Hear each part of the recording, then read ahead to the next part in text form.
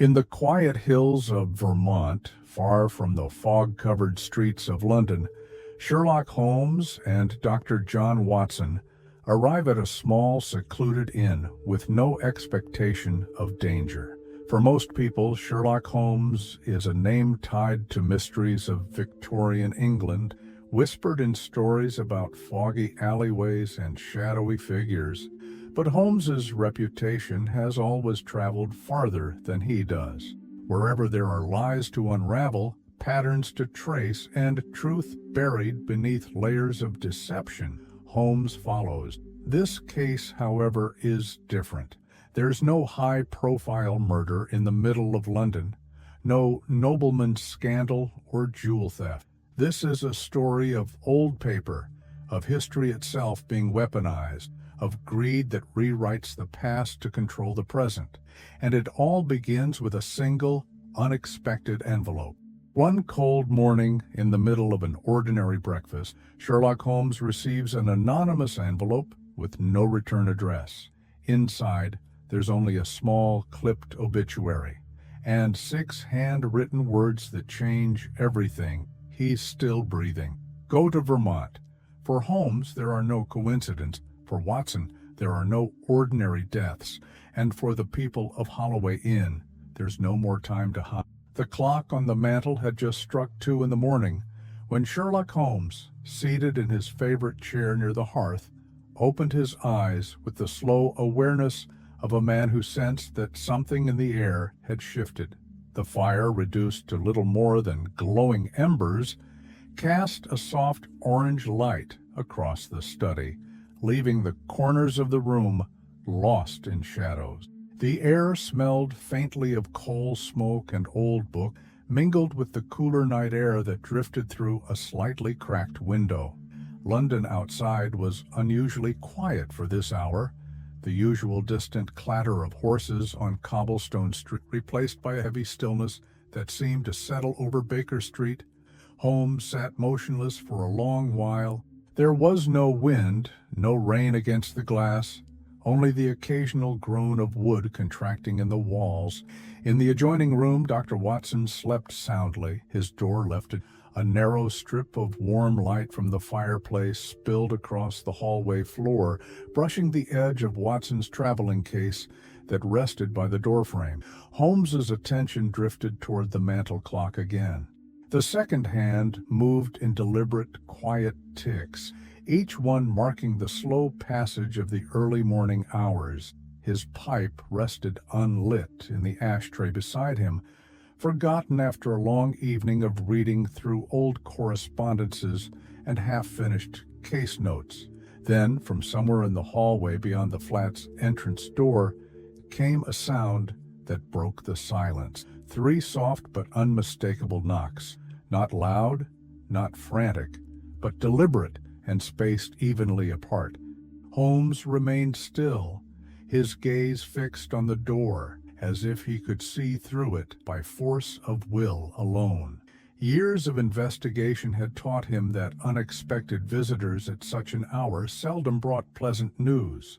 There was something in the weight of those knocks, in their measured tempo, that triggered a quiet alertness in him, not the kind that sent adrenaline rushing through the veins, but the kind that settled deeper, like a slow awakening of instinct.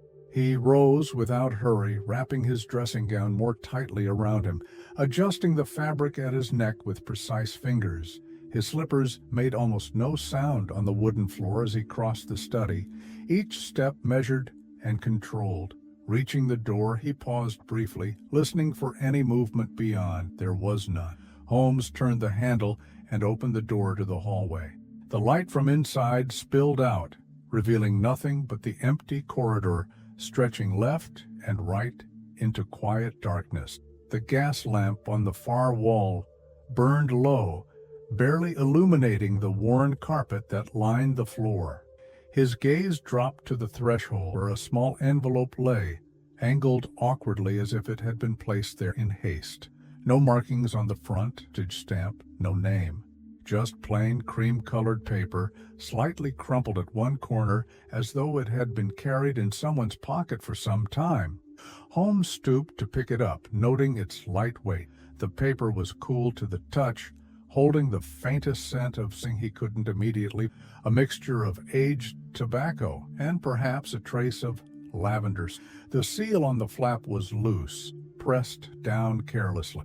Without closing the door, Holmes carried the envelope back to his desk, setting it down gently on the polished surface, already scattered with books, case files, and stray papers. He retrieved his letter opener from the drawer, the silver handle catching a dull gleam in the low light, and with a single smooth motion, he slid it under the flap. The envelope yielded easily. Inside was a single folded sheet of thin newspaper. As he unfolded it, a small, brittle clipping dropped onto the desk, curling slightly at the edges from where it had been hastily torn from a larger page. Holmes turned the clipping over, his sharp eyes narrowing as he read the head. It announced the death of Professor Franklin Rowe, a retired historian whose body had been found in a lake behind a lodge called Holloway Inn in Vermont. The article was brief, little more than a few sentences, describing the death as accidental, an unfortunate drowning, no witnesses, no foul play suspected. For a long moment Holmes remained silent, studying the details. Vermont, the northeastern United States. The information seemed far removed from London, both in distance and in relevance to any case he had recently undertaken. He flipped the clipping back to its front side, examining the print, noting the typeface common to American regional papers and the uneven edges where it had been cut. But then Holmes's eyes moved to the pencil markings scrawled across the margin at the top of the clipping. In hurried, slanting handwriting, someone had written a single sentence. The pencil lead had pressed too hard in places, making the letters uneven. The message was simple but chilling. "He's still breathing." Holmes leaned back in his chair, letting the words settle in the air around him. There was no sender's name, no date, no explanation. The handwriting revealed hate, perhaps anxiety, maybe even fear. The sentence stood alone, offering no context, yet its ambiguity made it more unsettling. With careful fingers, he held the paper up to the lamplight, examining the texture, the density of the graphite, even the indentations left by the hurried hand. His mind began its usual calculations, sifting through possibility. Was this a prank? A mistake? A desperate cry for help? Holmes did not believe in coincidence. Someone had gone to considerable effort to deliver this message without being seen or heard, in the dead of night, bypassing even Holmes's finely tuned awareness until the final knock at the door. From the bedroom came the low creak of mattress springs as Watson stirred, responding perhaps to the faint light or to the change in the room's energy. Holmes did not immediately call out. Instead, he sat there, staring at the clipping, running through the implications. If the professor was still breathing, as the note implied, then the obituary was false, or at the very least, incomplete. But why send the notice to him, and why now?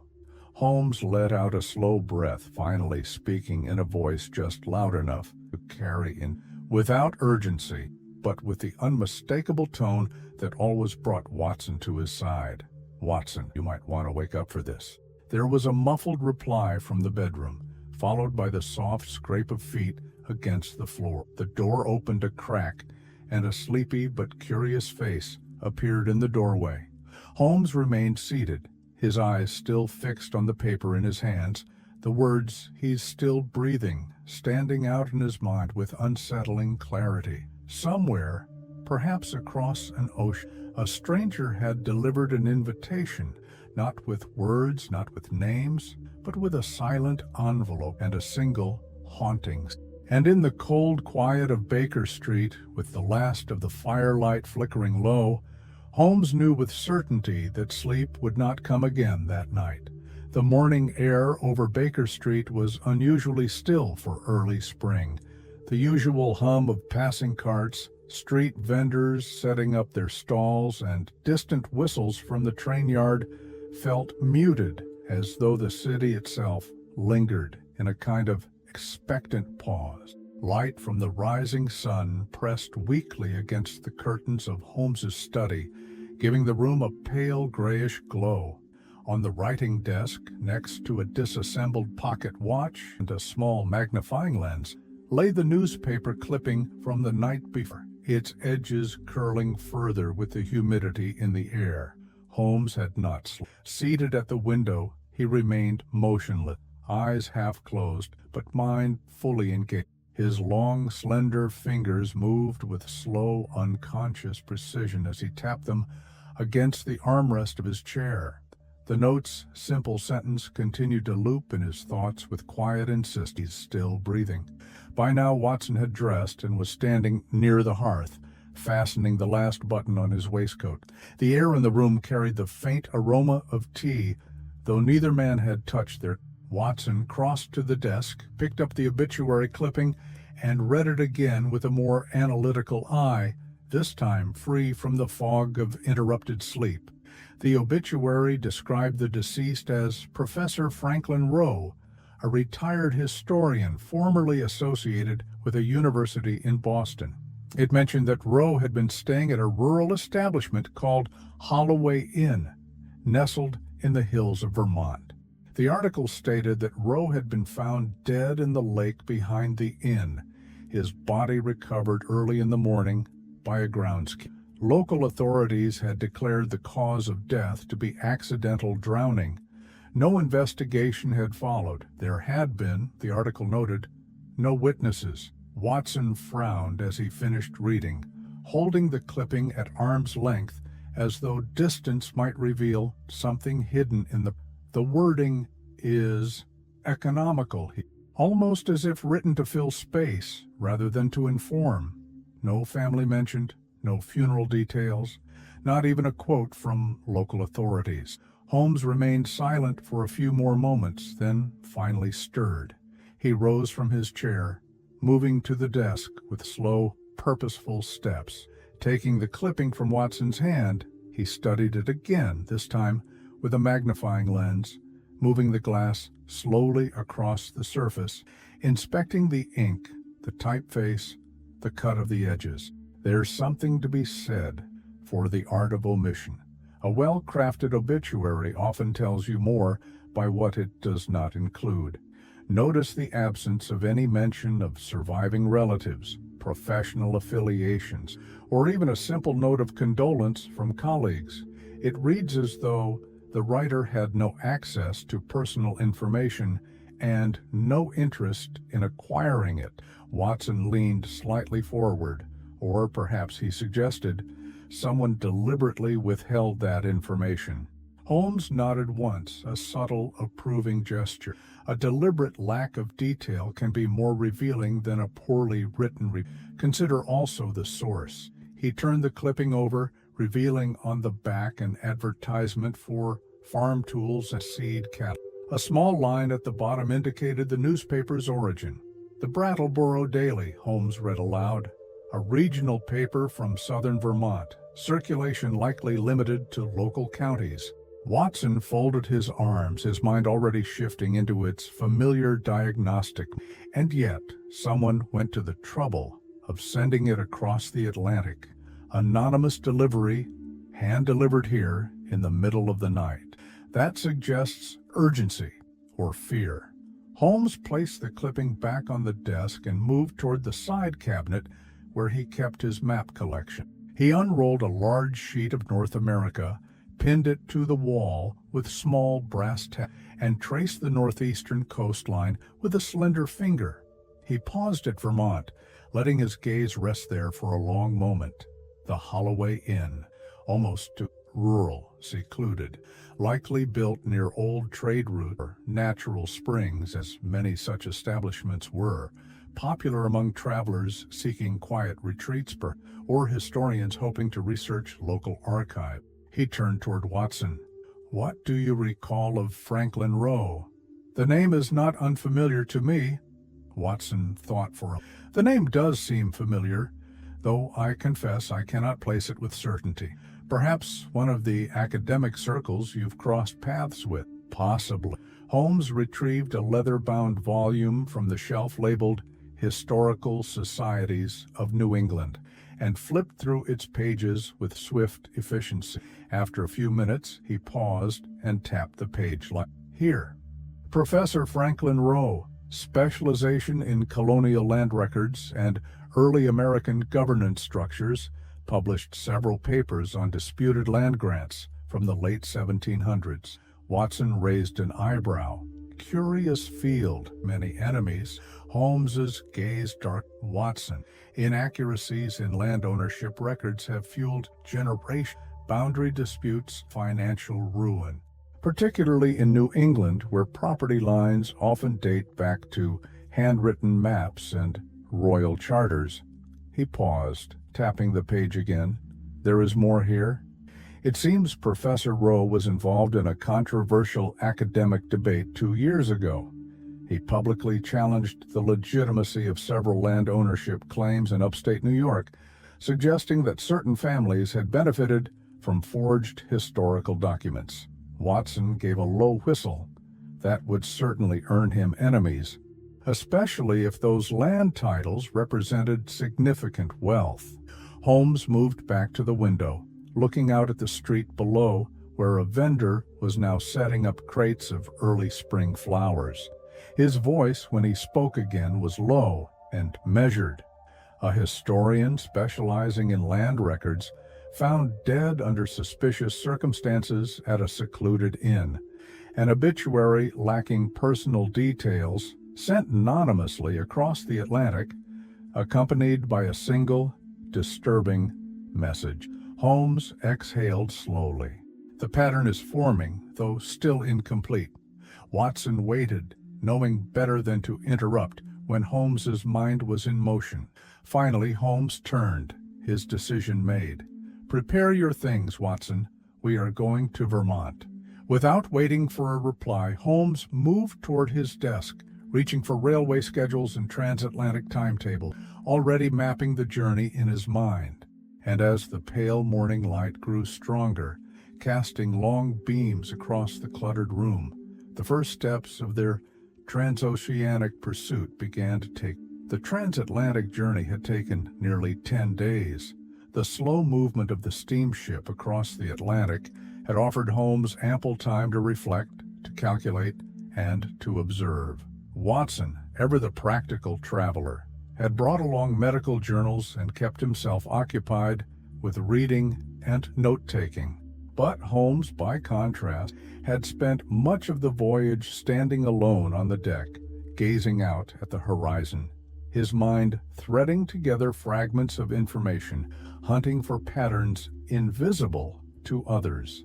By the time they arrived in Boston and began their overland journey toward Vermont, the chill of early spring clung stubbornly to the landscape. Fields lay bare, trees stood like skeletons reaching toward the pale sky, and patches of lingering snow gathered at the base of stone walls lining the narrow rural roads. Their train rattled steadily northward, passing through small scattered towns where wooden houses sat with peeling paint and porches sagging under the weight of time. Each station seemed to announce not only distance, but isolation. As the hills began to rise gently around them, Watson couldn't help but remark on the remoteness of their destination. Holmes, seated by the window with a notebook open across his lap, offered only a faint nod in reply. By late afternoon, they arrived in Brattleboro, the town from which the obituary had originated. There at the local newspaper office, Holmes presented a polite but firm inquiry regarding the article about Professor Franklin Rowe. The editor, a gray-bearded man with ink-stained fingers and the cautious demeanor of one used to small-town gossip, explained that the obituary had been submitted by telegram, originating from a local contact near Holloway Inn. The editor had never met the sender in person. That single fact, though seemingly trivial, planted another seed of suspicion in Holmes's mind. Without delay, they hired a modest carriage and began the final leg of their journey toward Holloway Inn. The road twisted through wooded stretches, trees standing close, their bare branches arching overhead like the ribs of an ancient cathedral. Occasionally, the driver, a wiry man named Alton, pointed out landmarks, a derelict sawmill, an abandoned church, and finally the edge of the lake itself, which appeared between the trees, a sheet of dull silver under the overcast. As the inn came into view, a long two-story structure with peeling white paint and a sagging front porch, Holmes requested that Alton wait by the stables. The inn, though rustic, held a strange stillness about it, as if its walls had witnessed more than their fair share of whispered conversations, unseen movements in the night. Inside, the air was heavy with the mingled scents of pinewood, old varnish, and lingering pine. The proprietor, Miss Genevieve Holloway, greeted them with a practiced smile that never reached her eyes, but her response to their arrival was a matter for later examination. Watson's immediate concern lay with the details of Professor Rowe's death. Holmes requested to see the lake where the professor's body had been found. The two men walked along a narrow leaf-strewn path leading down to the water's edge. The lake itself was modest in size, framed on three sides by a dense thicket of pines and oaks, their trunks blackened slightly from past seasons of rain. The fourth side, nearest the inn, sloped down in a gentle embankment where old timbers formed a crude footbridge over a marshy path. Holmes stood at the shoreline, silent, surveying the scene with a sharp, measured gaze. The ground was dry underfoot, packed hard from months without significant rain. Even the shallow edges of the lake showed little moisture in the soil, a detail Watson noted with mild surprise. For a drowning victim, surroundings seemed oddly undisturbed. Holmes crouched near the waterline, removing his gloves and running 2 fingers along the soil just beneath the surface. When he stood again, he looked at his fingertips and then at the bank. Watson, who had been observing from a few paces back, cleared his throat. The newspaper had mentioned little about the condition of the body, but the obituary suggested a straightforward drowning. Still, given the terrain, Watson wondered aloud how the victim could have reached the water in the first place without leaving a clear trail through the dry earth. Holmes's attention was already elsewhere. He gestured for Watson to follow as they climbed back toward the inn. Once inside, they requested to examine any available records from the local authorities, such as they were in a town this size, regarding Professor Rowe's death. A few minutes later, Mrs. Holloway returned with a slim, dog-eared ledger kept by the local sheriff. The entry on Rowe's death was brief and lacking date of discovery, approximate time of death, and a short line describing the victim as found floating near the lake's western dock. The sheriff had listed the cause of death as accidental drowning with no evidence to suggest otherwise. But as Holmes continued reading, his eyes narrowed. There, in a brief note added in pencil at the bottom of the page, was a single detail that caught his attention with the weight of something utterly out of place. Under remarks, the sheriff had written, "Clay beneath the fingernails." Holmes reread the phrase slowly, then turned the book slightly for Watson to see. Watson leaned over, eyebrows drawing together in concentration as he absorbed the line, "Clay beneath the fingernails." The significance struck him almost instantly.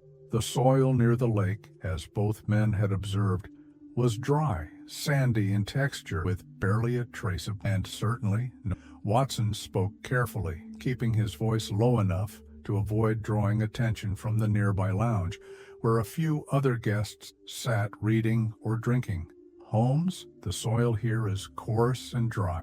Even the shoreline lacks the density to produce clay deposits. For him to have clay beneath his nails, he would have had to struggle in a different environment entirely, possibly somewhere more enclosed, more compacted." Holmes closed the ledger slowly, his expression unreadable but focused.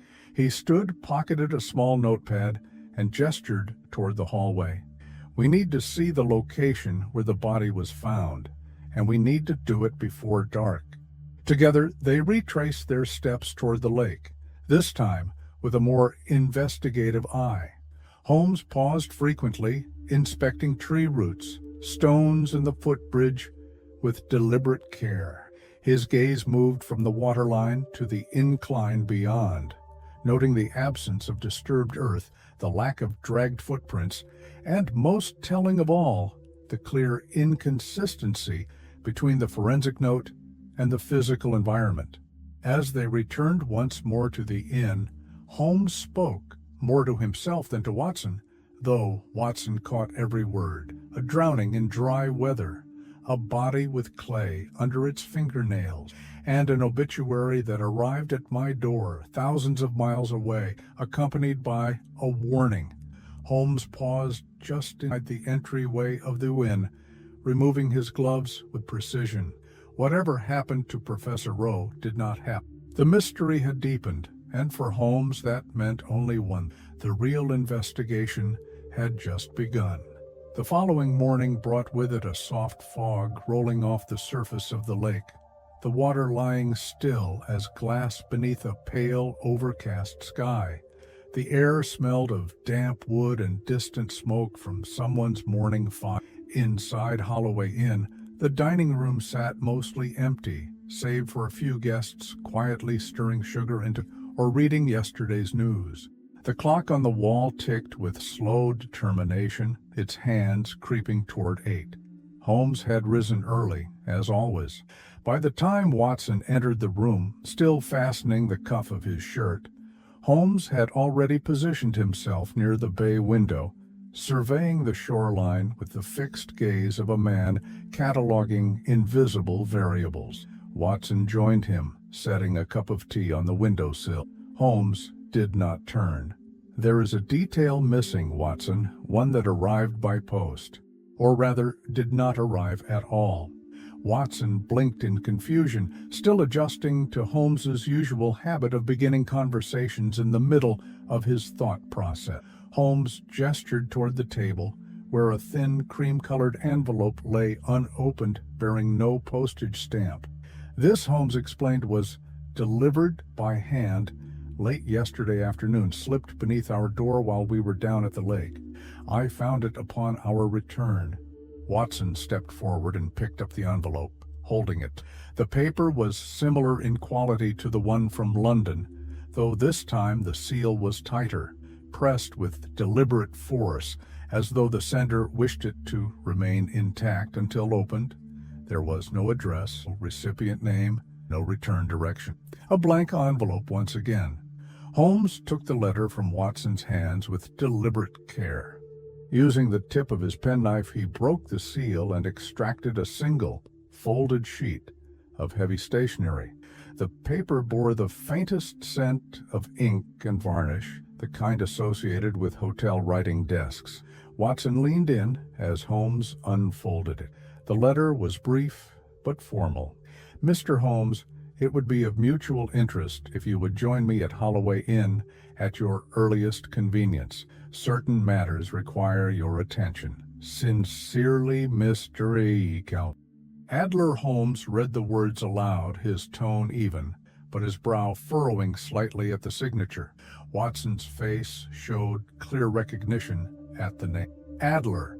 The name stirred more than professional curiosity, yet there was something immediately off. Holmes's voice lowered, carrying the gravity of years of accumulated instinct. "Irene Adler is the only individual by that name whose acquaintance I have ever made, and she has never, to my knowledge, set foot." Watson nodded slowly, understanding at once the layered implications. The name Adler had significance. It wasn't a name one used casually around Holmes. It raised questions. Was this coincidence or deliberate manipulation? Holmes turned the paper over, inspecting both sides. No watermark, no hotel insignia. The penmanship was unfamiliar, neat, but with odd spacing between certain letters, as though the writer had paused intermittently while composing. perhaps nervous, perhaps imitating someone else's hand. Holmes tapped the edge of the page. "I inquired discreetly with the staff this morning. No one recalls. No visitors came to the front desk. No messages were left for me by name." Watson frowned. "Then, how did it arrive here?" Holmes folded the letter carefully and slipped it into his inner pocket. "That is precisely the question." Leaving the dining room, the two men stepped out onto the porch. The wooden floorboards creaked softly beneath their steps, and the cold air pressed against them with the unmistakable bite of lingering winter. Holmes stood still for a moment, taking in the landscape once more. His eyes moved from the tree line to the narrow gravel path leading toward the service road, then back toward the lake. Nothing stirred, no carriage tracks, no footprints on the frost-dusted grass. Watson asked if Holmes intended to honor the invitation. Holmes gave a faint smile, one that carried the sharp edge of curiosity mixed with calculated risk. "Of course," he said softly. Declining would only send the wrong message. By mid-morning, Holmes and Watson made their way to the lounge, choosing two chairs near the hearth, both with a clear view of the entry hall and the staircase leading to the guest room. Holmes sat back, observing, waiting. But hour after hour passed. Other guests moved about the inn in their usual quiet rhythms.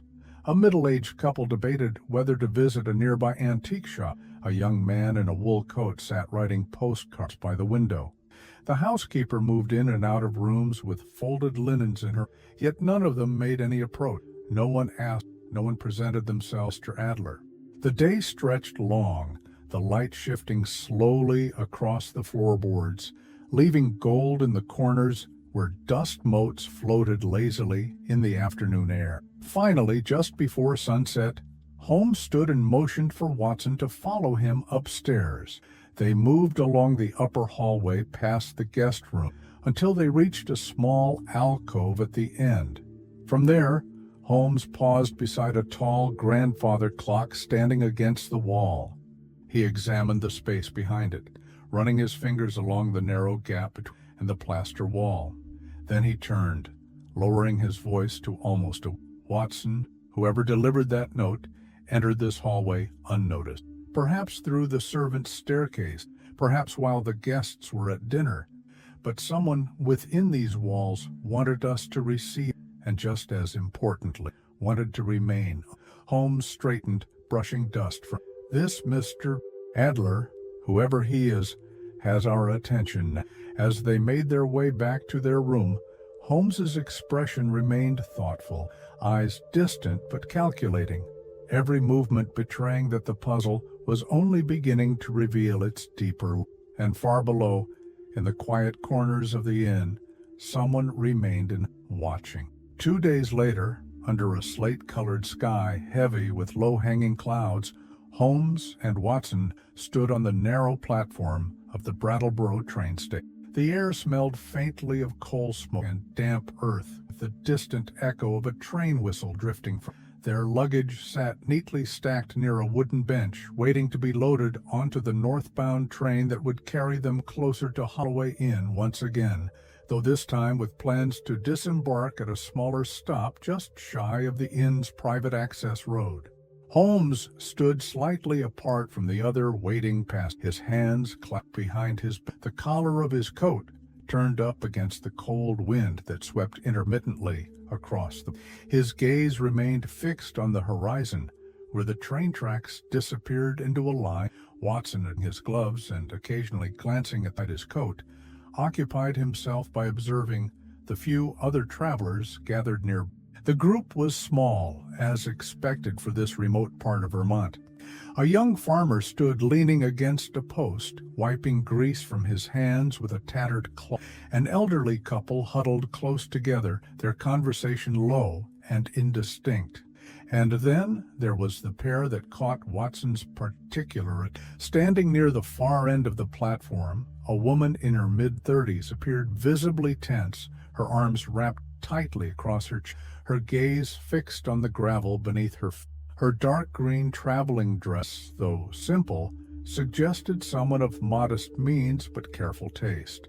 The bonnet she wore was slightly askew, and her fingers twisted at the edges of her gloves in small, nervous movements. Beside her stood a man, perhaps in his early 40s, dressed in a well-tailored overcoat that spoke of Southern fashion, lighter in fabric despite the chill in the air, with a faint pinstripe pattern that was uncommon in.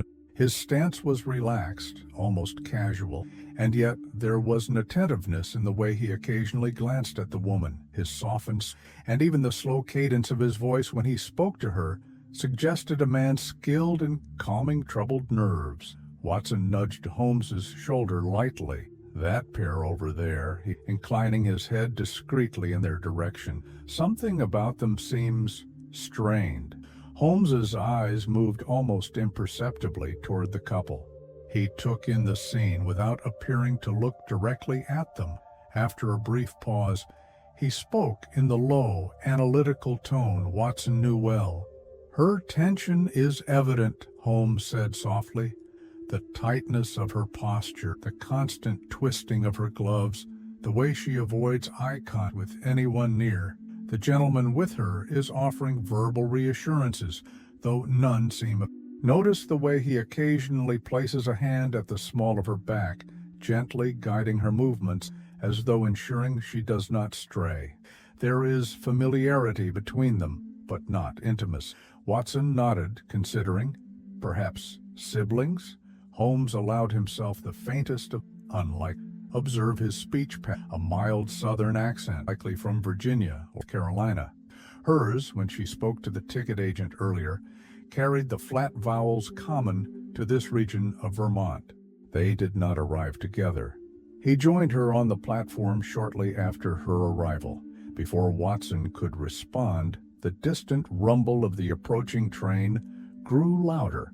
The faint vibrations reached the soles of their feet as the locomotive emerged from the curve beyond the trees, its dark engine slicing through the mist with slow mechanical determination. Passengers stirred, gathering their belongings as the train hissed to a halt. The conductor's voice rang out with authority, calling for boarding. Holmes and Watson climbed aboard, choosing a compartment with a clear view of both ends of the carriage. They settled into their seats just as the train lurched forward with a sharp pull, the countryside sliding slowly past the window as they began their ascent through the wooded hill. Holmes kept his gaze trained on the couples. The woman sat by the window, hands clasped tightly in her lap, staring out without really seeing the scenery. The man sat beside her, his body angled slightly toward her as he spoke in a low, continuous stream of what sounded like reassurance. Watson leaned close enough for only Holmes to hear. "Do you think they have any connection to the note? Or to Roe?" Holmes's answer came after a long pause. "Too soon to tell. But people rarely travel with such visible tension unless driven by necessity, fear, or guilt." The train continued its climb, the sound of wheels grinding over old rails mixing with the distant calls of birds echoing through the trees. The rhythm of travel, the low hum of conversation, and the occasional cough from other passengers created a strange sort of cocoon around their compartment. Holmes reached into his coat, withdrew a small notebook, and began jotting observations with mechanical precision, his handwriting as steady and deliberate as his. At the next stop, the couple did not disembark. They remained seated, the woman's anxiety growing more apparent as the train drew closer to Holloway Inn's vicinity. Holmes closed his notebook of snap and turned to "Keep your eye on them. I have the feeling we're going to see them again before this business is done." As the train whistle cried out one more time, echoing through the thickening trees, Holmes's gaze remained steady on the man with the Southern accent and the woman with the trembling hands, both of them unknowingly traveling deeper into the heart of a mystery that had only just begun to unfold. By the time Holmes and Watson arrived at Holloway Inn, the late afternoon sun hung low behind a dense layer of clouds, casting a muted grayish light across the surrounding hills. The air felt heavier than it had during their first visit, thick with the scent of wet pine and the distant promise of rain. The narrow dirt road leading up to the inn wound sharply through the trees, its edges marked by scattered stones and patches of moss that seemed to have grown untouched for decades. As their hired carriage came to a slow halt at the front entrance, Holmes stepped down first, surveying the building with renewed attention. The structure looked much the same as before. 2 stories of weathered clapboard siding, faded shutters framing each window, and a wraparound porch whose floorboards creaked, even under the lightest. Yet today, there was a subtle difference Holmes couldn't ignore. The curtains in several windows had been drawn closed, and the place had taken on a mood that felt, at its core, watchful. Watson followed closely behind, glancing toward the lake beyond the inn. The surface of the water remained unnervingly still, a mirror reflecting the dull sky above. As they gathered their belongings, the front door opened slowly with a prolonged groan of old hinges. Mrs.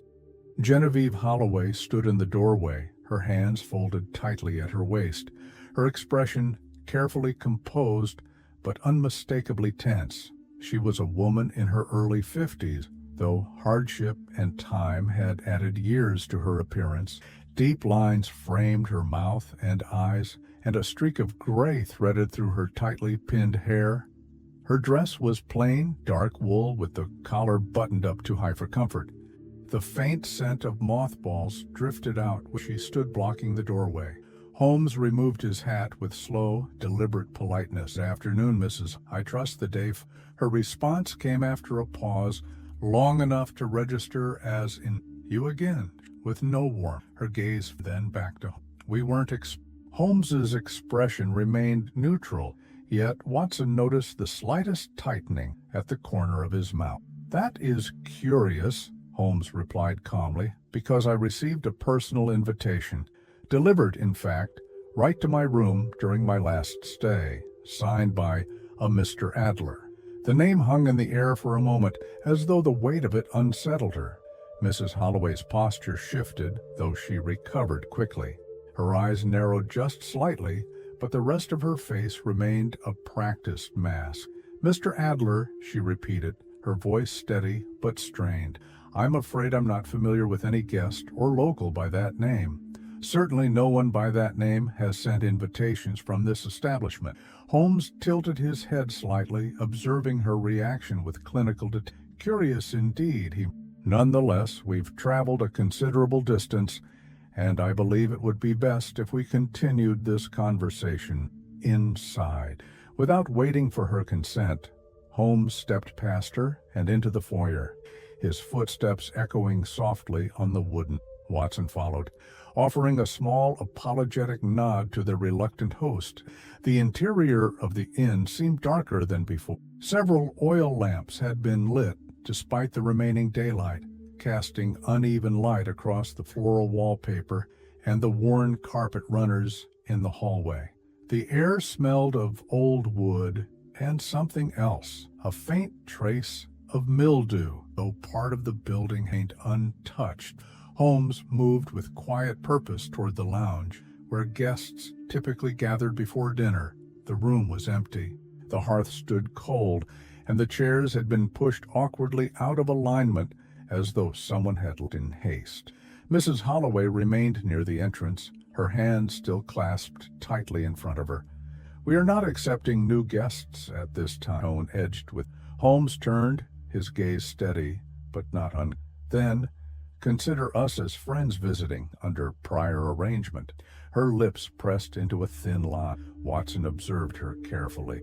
Her unease was more than social discomfort. The faint tremor in her left hand, the way her gaze kept shifting toward the staircase leading to the upper floor, and the slight reddening around her eyes suggested nights of poor sleep and unresolved. Holmes, too, noted. "It's been a difficult few weeks for you, I imagine," he said softly, almost with sympathy. Unfortunate events tend to linger in place. For a brief second, something flickered in Mrs. Holloway's expression, something close to fear, but she quickly buried it beneath her practiced exterior. "I don't know what you're hoping to find here." Her voice low. "Professor Rowe's death was a terrible accident, but the authorities have already ruled on it. There's nothing more to be said." Holmes offered a small, unreadable smile. "On the contrary, Mrs. Holloway, I suspect there is far more to be said, whether by you or by others." He let the words settle, giving her a moment to respond, and she didn't. He nodded toward Watson, signaling that they should take their belongings to their old rooms. As they climbed the staircase, Watson spoke just above a whisper. "She's afraid of something." Holmes gave a slight nod. "Indeed, Watson, and the more she tries to hide it, the more obvious." As they reached the top of the stairs, Holmes paused, looking back down the foyer where Mrs. Holloway still stood, unmoving, her gaze following them until they disappeared from view. In that brief moment before reaching their rooms, Holmes made a silent note to him. Whatever secrets Holloway Inn held, they had begun to shift just beneath the surface, and it was only a matter of time before they rose into the light. The evening at Holloway Inn descended slowly, like a heavy curtain drawn over a By 7 o'clock the sky had turned the color of slate, and the surrounding trees stood like silent witnesses the darkening horizon. Inside the inn, a few lamps flickered uncertainly in their sconces, casting elongated shadows across the hallways and stairwell. Holmes and Watson had taken their supper in near silence. The dining room, usually arranged with some care, appeared hastily set that night. A mismatched collection of plates and utensils sat on the table, and the soup served had arrived lukewarm, as though prepared without attention. Even Mrs. Holloway's usual minimal conversation had faded entirely. She had not appeared during dinner service, leaving a young, red-faced maid to shuffle nervously between the tables, delivering dishes and avoiding eye contact with the. Once the meal concluded, Holmes excused himself from the table without a word, leaving Watson to finish his tea alone. Moving through the quiet corridors of the inn, Holmes allowed his steps to slow as he neared the lounge, a room that on most evenings would offer warmth from the fireplace and the low murmur of conversation among the guests. Tonight it sat dark and empty. Holmes pushed the door open with deliberate care, letting it swing inward on its hinges. The smell struck him immediately, a faint, unmistakable scent of scorched paper and wood smoke. The hearth along the far wall still carried the last traces of burnt material, a thin layer of gray ash coating the iron grate. Crossing the room, Holmes knelt beside the fire, narrowing his eyes as he examined the residue. With 2 fingers, he lifted a small piece of charred paper from the edge of the ash pot, holding it delicately between thumb and forefinger. The fragment was brittle, blackened at the corners, but enough of the original fibers remained to suggest it had once belonged to something more substantial than a discarded scrap. He reached for the fire iron, using its narrow tip to sift gently through the cooled ash. Within moments, several more fragments emerged, small curls of burned parchment, each no larger than a coin, but some still bearing faint traces. Holmes stood, placing the pieces carefully onto a nearby side table. Drawing the lamp closer, he leaned over them with a magnifying lens from his waistcoat pocket. Even through the burns and tears, parts of the original handwriting remained visible. Jagged, incomplete words appeared here and there along the edge. A few discernible phrases stood out, each one fragmented, their meanings just beyond reach. He found the word mailed, followed by a torn space where the rest of the sentence had vanished into ash. Another fragment revealed 2 partial words, too late. On the largest piece, the ink had run slightly from the heat, but a string of words remained legible enough to read aloud in a low voice meant only for himself. He found out, He never mailed it. Too late now. Holmes fell silent, letting the pieces sit there beneath the glow of the lamp. The timeline was shifting. Someone at Holloway Inn had written something they never intended for others, or perhaps they had intended to send it, until circumstances forced them to destroy it. The location of the burned pages raised its own set of questions. The lounge was central, visible from multiple vantage points within the inn. To burn private correspondence here required either desperation or a calculated sense of theater. The latter possibility intrigued Holmes far more. The door creaked behind him. Turning swiftly, Holmes saw Watson enter the room, his face a mixture of curiosity and concern. Holmes gestured toward the fireplace. "It seems, Watson, that someone has been very busy during our absence." Watson stepped closer, examining the small collection of burned fragments.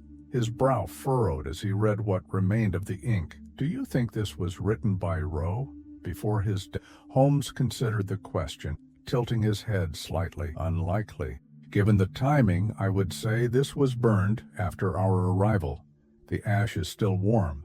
Whoever destroyed these pages did so within the last few hours." He paused, glancing toward the hallway beyond.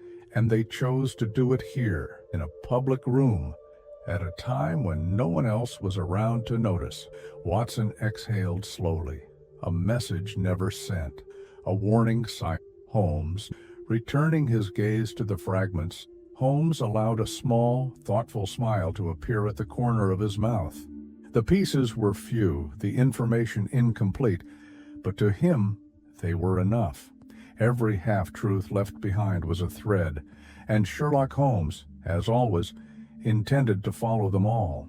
As he stood, Holmes carefully gathered the charred fragments, folding them inside a protective sheet of paper and placing them securely in his inner pocket. "Tonight," he said quietly, "we'll let our hostess, but tomorrow what? Tomorrow we begin asking the right question." With that, Holmes moved toward the door, pausing only once to cast one final look at the fireplace where secrets had turned to ash, yet had not vanished entirely. Morning at Holloway Inn arrived wrapped in fog. The mist lay thick across the lake and rolled up the gentle slopes toward the inn, slow-moving. From their bedroom window, Holmes and Watson could barely see along the shoreline. Somewhere in the distance, a lone woodpecker tapped rhythmically against a hollow trunk, its steady beat echoing like a metronome over the quiet grounds. Holmes had been awake for hours. While Watson shaved and dressed, Holmes sat at the writing desk reading over the burned fragments from the night before for the 5th time. The phrases felt like a puzzle with more missing pieces than visible ones. He found out. He never mailed it. Too late now. Each line opened more questions than it answered. Watson crossed the room, adjusting his collar, and paused by the window. "The lake looks like a mirror made of milk," he said. "Thickest fog I've seen since we arrived." Holmes didn't look up. "Fog conceals, Watson, not just landscapes, but actions, movements, intentions." Holmes rose, slipping the fragile burnt paper into an envelope and placing it carefully inside his satchel. "Let's see how many others are still hiding things." They made their way downstairs. The lounge, where they had discovered the burned pages, sat empty once again. Mrs. Holloway stood behind the reception, her eyes red-rimmed, but her expression firm. If she was surprised to see them descending the stairs so early, she gave no sign of it. Holmes offered her a slight nod, but said nothing as they passed. Instead of heading toward the dining room, Holmes turned toward the kitchen entrance. A door stood ajar at the far end of the hall, allowing them a partial view of cracked tiles, hanging copper pots, and a small wood-burning stove struggling to keep the chill at bay. Inside, the young maid from the previous night worked quietly, humming to herself in a voice so soft it barely rose above the simmer of a kettle. Her name, they had learned, was Alice, no more than 20 years old, with nervous eyes that darted quickly whenever spoken to. Holmes entered the kitchen with deliberate steps. "Miss Alice," he said gently, "would you spare us a moment?" Startled, she turned, nearly dropping the wooden spoon she held. "Oh, Mr. Holmes, of course." She wiped her hands on her apron, glancing nervously toward the swinging door that separated the kitchen from.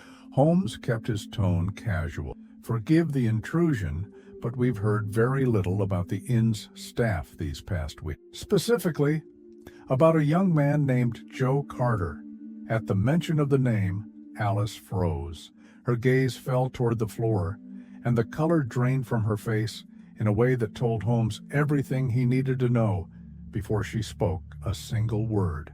After a long, uncomfortable pause, she answered, her voice just above a whisper. "Joe hasn't been here. Not since Professor Rowe died." Holmes's voice. "And before that?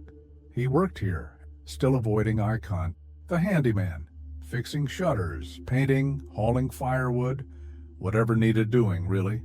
He was quiet, kept to himself, but reliable." Watson stepped forward. "So, did he leave?" Alice hesitated, chewing at the corner of her lip. "Some say he ran off, got spooked after what happened with the professor. Others say," she lowered her voice, "others say maybe he saw something he shouldn't have." Holmes raised an eyebrow. "And what do you believe?"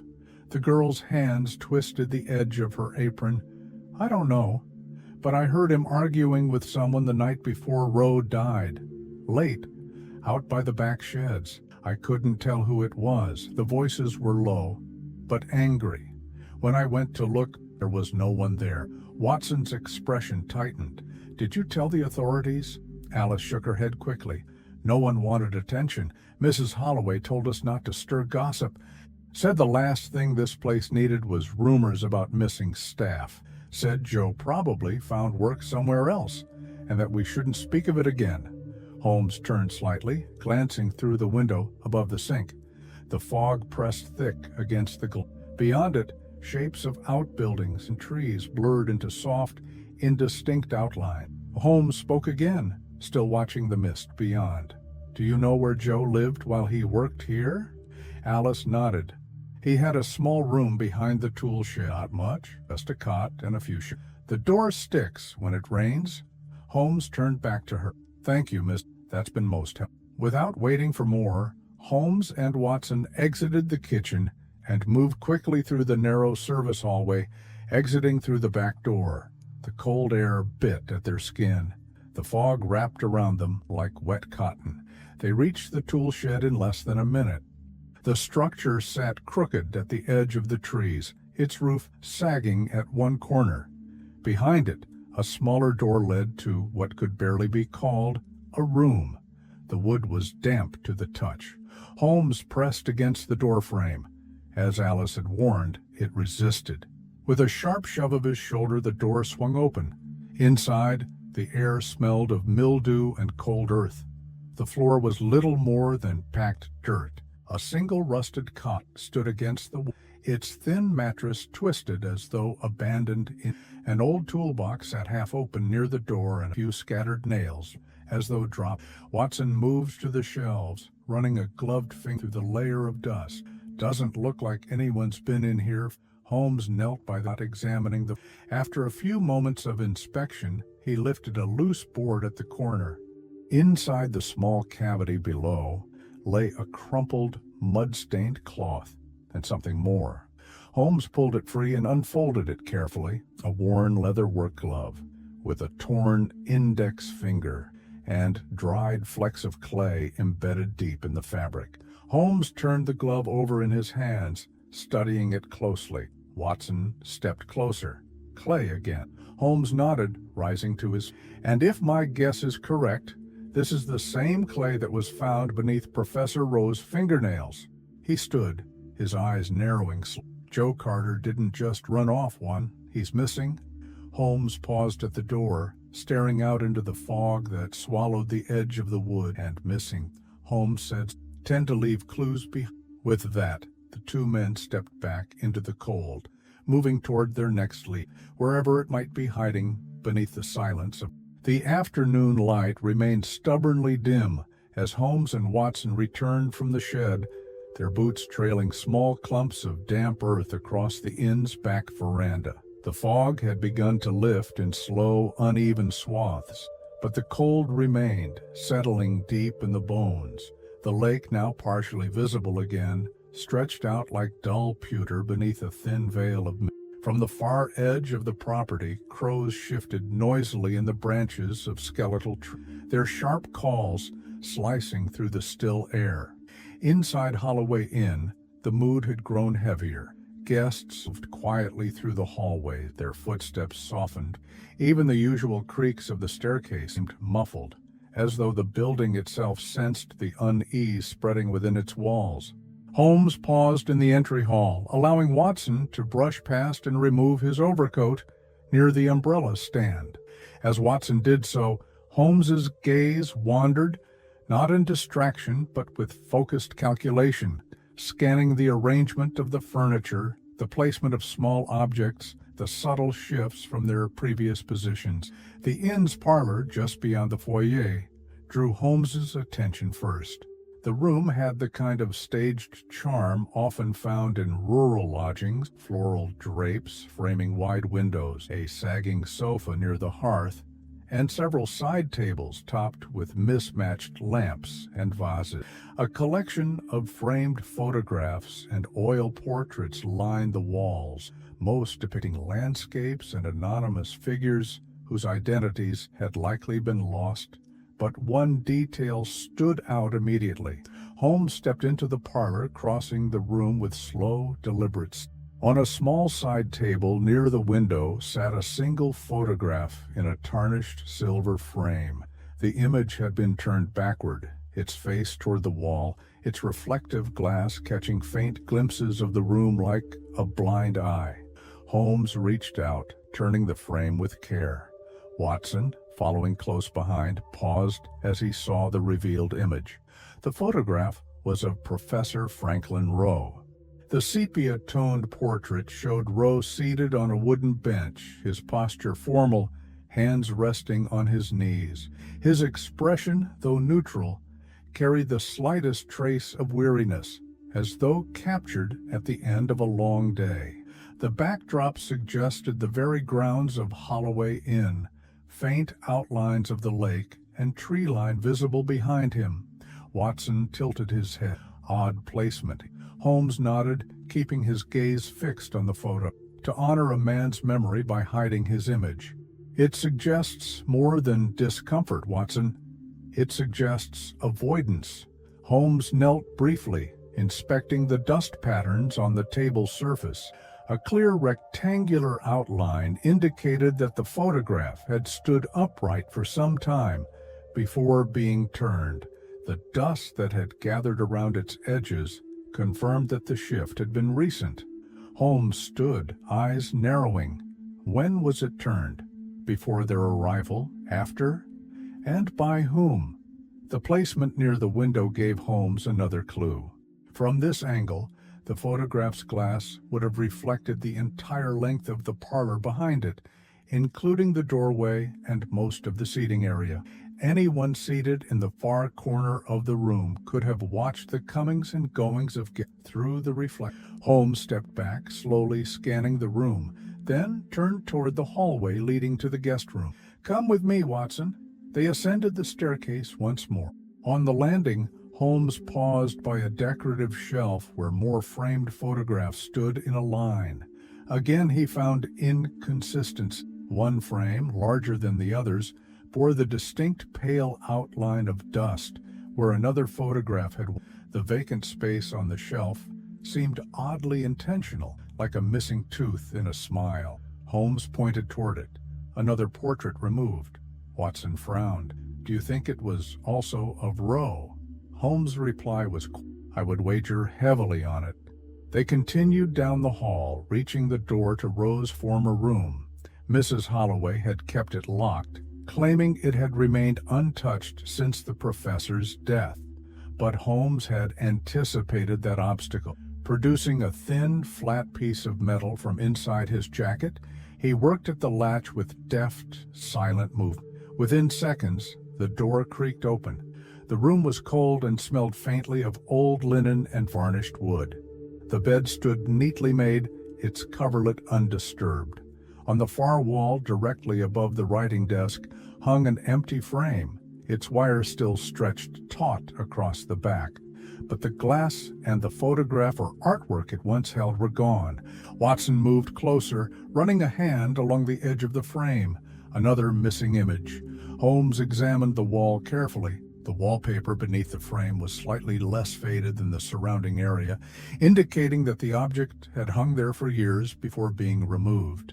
Not shattered by accident, Holmes said softly. Removed by... He crouched to inspect the floor beneath the frame. No sign of broken glass, no scattered debris, not a single shard.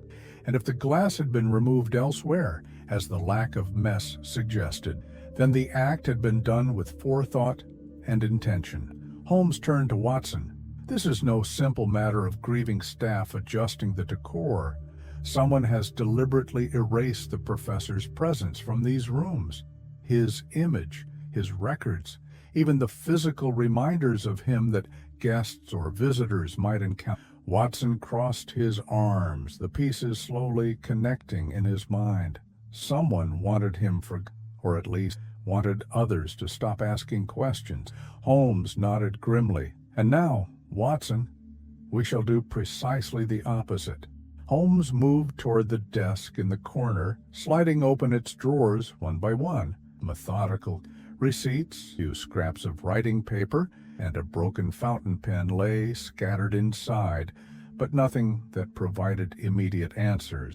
Yet, as Holmes was about to close the final drawer, his hand paused. Beneath the false bottom of the drawer, a panel Holmes recognized as a common design in furniture from the mid-19th century, he found something else, a thin strip of paper folded several times over. He pulled it free and unfolded it slowly.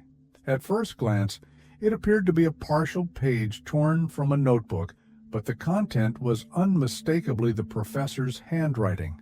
The words were hurried, as though written under duress. The ink smudged at one corner. It read, "Cannot trust Holloway. Have reason to believe Orme knows. Must finish the letter. Send before..." The sentence ended abruptly. Holmes's gaze darkened. He folded the note carefully and placed it into his pocket. The name, Orme. A guest? Staff? Holmes shook his head. We'll find out soon enough. As they left the room, Holmes took one last look at the empty frame on the wall. This place was rewriting its own history, but Holmes had every intention of restoring what had been erased. Late afternoon in Vermont often carried a deceptive stillness, the kind of quiet that made a man forget how quickly darkness could settle over the hills. The clouds, which had been scattered and harmless throughout the day, now thickened with a slow, creeping density as Holmes and Watson left Holloway Inn and followed a narrow dirt path leading westward from the property. The path twisted through dense patches of maple and oak, their branches still bare from winter's passing, their shadows long and spindly across the leaf-strewn ground. The air smelled of cold moss, wet earth, and wood smoke drifting faintly from distant homes. Each step away from the inn felt like a deliberate descent into something older and more forgotten. Watson adjusted the strap of his satchel, glancing at Holmes, who moved ahead with each footfall measured, each glance purposeful. Holmes had asked for a map of the surrounding area and had spent nearly an hour studying it at the breakfast table, while Watson worked through a plate of toast and boiled. There's an old grain mill, Holmes had said earlier, tracing a finger along the map, about a half-mile west of the lake. It hasn't been in operation for at least 2 decades, according to Mrs. Holloway's evasive response when I asked. And now, here they were, nearing its perimeter. The structure came into view slowly, its silhouette emerging through the tree. The mill stood 2 stories tall, its roof sagging near the siding. Part of the upper window had been broken, jagged edges of glass still clinging stubbornly to the frame. The old wooden water wheel lay tilted in the shallow ditch beside the building. moss and vines choking what had once been a proud piece of machinery. Holmes paused just inside the tree line, raising a gloved hand to halt Watson's steps. "Footprints," he said softly. Watson followed Holmes's gaze to the patch of ground just ahead of them. The earth, though hardened by cold, showed clear impressions near the entrance to the mill. Fresh tire tracks, deep, wide, unmistakably from a heavy vehicle, cut across the dirt and disappeared around the far side of the building. Watson narrowed his eyes. Not the kind of tracks one would expect near an abandoned structure. Holmes crouched beside the nearest print, his fingers brushing lightly across the edges of the compressed soil. Less than 48 hours old, Holmes estimated, possibly even more recent, given the moisture in the air. The width suggests a flatbed truck or a delivery wagon, but certainly not a local farmer's cart. Watson looked toward the mill's front door. The wood hung loosely on rusted hinges, lay ajar. Holmes stood dusting his gloves. "Let's proceed with care." The two men stepped in. The air within the mill was thick with the smell of mildew, dry grain dust, and old oil. Patches of light filtered through cracks in the roof, illuminating floating particles that danced in. The main floor stretched wide and open, with piles of rotting burlap sacks still gathered near the corners. Along one wall, rusted machinery sat silent, gears frozen in place after years of neglect. Holmes moved toward the far side of the room, stepping carefully across the warped floorboard. Watson trailed behind, eyes adjusting to the dim light. Near the back, beneath a narrow window where the glass had long since fallen out, Holmes's attention caught on something else entirely. Another set of footprints. These, however, were not from a wagon or cart, they were human. One pair of prints, leading from the doorway to the back wall, stood out for their precision. Dress shoes, but not ordinary. Holmes crouched again. Unusual heel plate. Watson knelt beside him. "What do you mean?" Holmes pointed to the indentations. The left shoe leaves a deeper mark at the heel, and the impression of the sole shows a lack of tread. There is also a faint rectangular impression beneath the heel itself. Custom footwear, possibly orthopedic, or perhaps a foreign design. Watson nodded slowly. So our visitor was well dressed. Not a laborer, not a vagrant. Holmes stood stepping toward the wall where the footprints stopped. The boards here bore scuff marks, faint but present, as though something or someone had pressed hard against them recently. Holmes's hands moved with delicate care across, feeling for inconsistency, and then he found it. A small gap between two boards, subtle, nearly invisible to the untrained eye. Holmes wedged the blade of his penknife into the seam and pried it loose. Behind the panel lay a narrow cavity.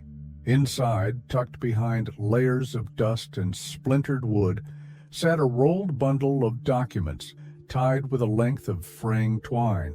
Holmes pulled it free, unwrapping the bundle carefully. Several sheets of aged parchment and modern paper appeared, each covered in handwritten notes, diagrams, and, upon closer inspection, land survey map. Watson leaned in. Land grants with quiet Holmes nodded, specifically colonial land deed. He turned one of the documents to reveal a faint but unmistakable watermark, the seal of the state of Vermont. Holmes' expression darkened as he scanned the dates and annotations. These are either original record or carefully constructed forgeries. Holmes carefully refastened the twine, then slipped the bundle inside his coat. Before leaving, Holmes performed one final sweep of the room. Near the doorway, just beyond the first set of tire tracks, another subtle clue revealed itself. A partial footprint leading away from the building, smaller, lighter, but distinct. Holmes studied it for several seconds. Not the same person who wore the dress shoe. Different weight distribution, narrower step. Perhaps someone running. Holmes stood. Two visitors, not one. As they stepped outside, Watson asked what they should do next. Holmes's gaze drifted toward the dense woods behind the mill, where the second set of tracks disappeared into the undergrowth. "We follow the trail, Watson." Holmes adjusted his coat against the cold wind and began moving toward the trees, already setting his mind to the task. For behind the old grain mill, answers were waiting, and Holmes intended to find them.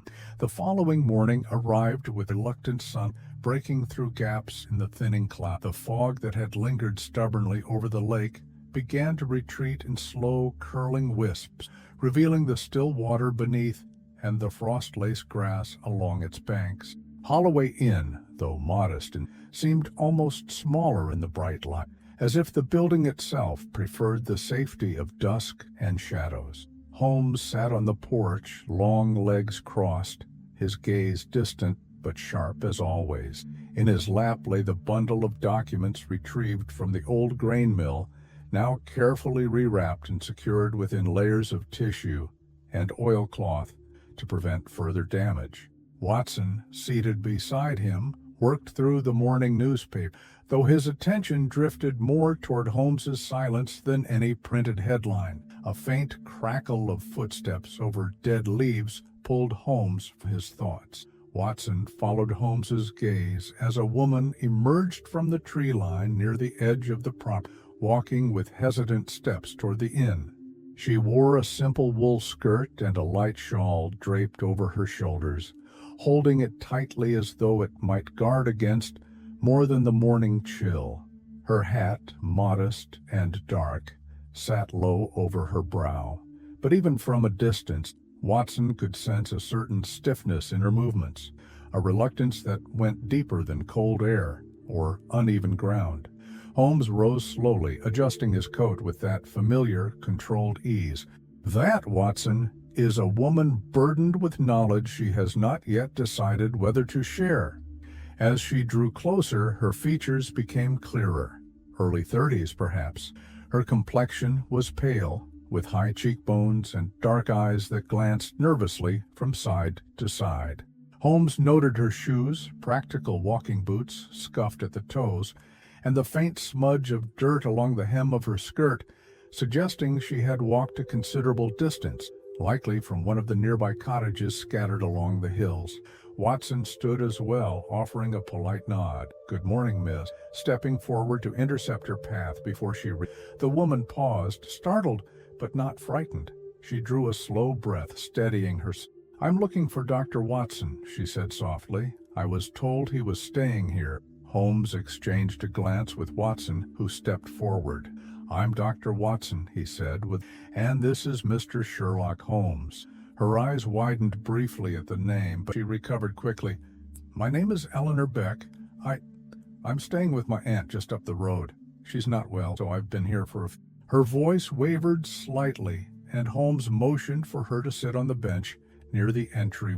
Watson, already sensing the delicate nature of her visit, remained standing nearby, ready, but Miss Beck settled herself, hands trembling slightly in her lap.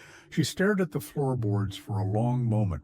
"I heard you've been asked about Professor Rowe, and about the night he died." Holmes's expression softened just enough to encourage her to continue.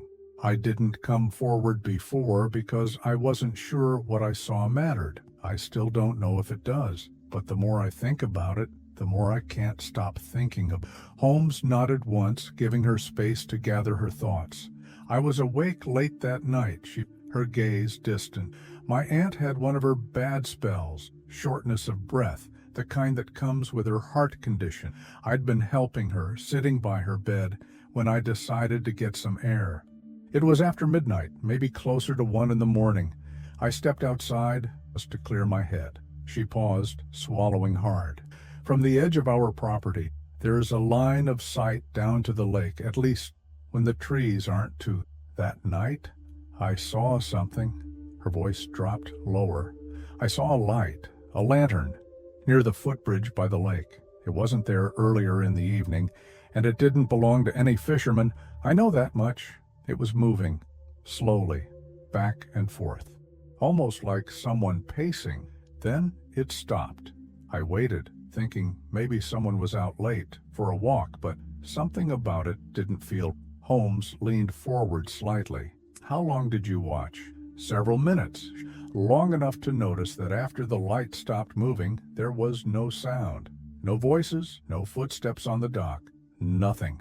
Watson frowned. Did you see anyone? She shook her head. Only the light. But then, maybe 15 minutes later, I heard something. Her hands twisted together near a splash. Holmes's eyes narrowed just slightly, big enough to suggest something. Someone had entered the water. Miss Beck nodded. But I didn't, and when I went down the path toward the lake next morning, no foot, no lantern. Holmes allowed the silence to hang for a, letting her words settle between them. Watson spoke gently. Did you tell anyone? The local authorities? Miss Beck hesitated. I told my aunt. But she gets upset easily. She said not to get involved, that nothing good comes from stirring up things that aren't your business, especially out here.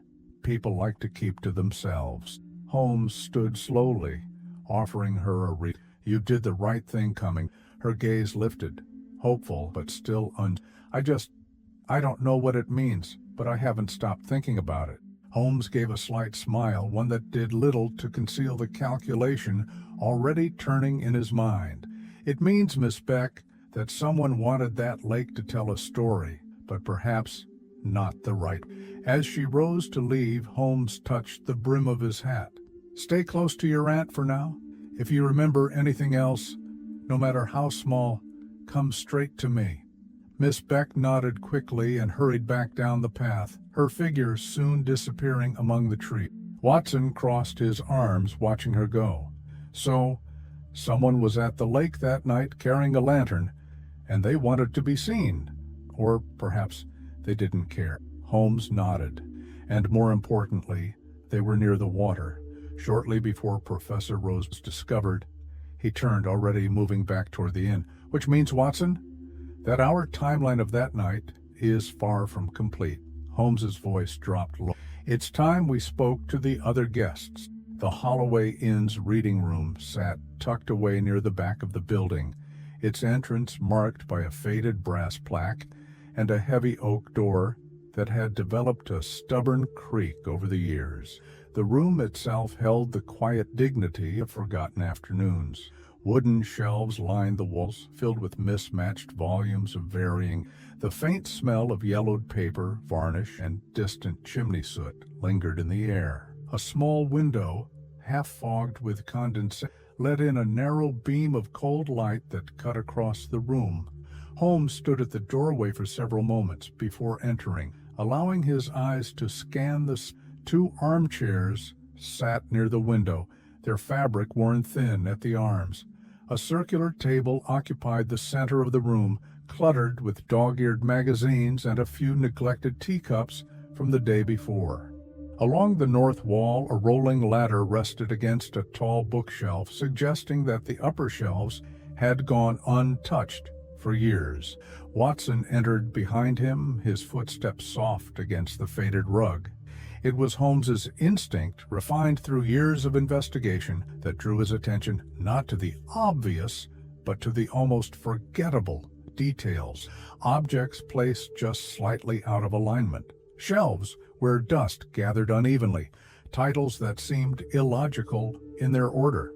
He moved directly to the nonfiction section near the fireplace, running two fingers along the spines of the books with almost meditative care. History, geography, political essays, a predictable, uninspired selection for a rural inn. But then, as his gaze moved across the lower shelf, something gave him pause.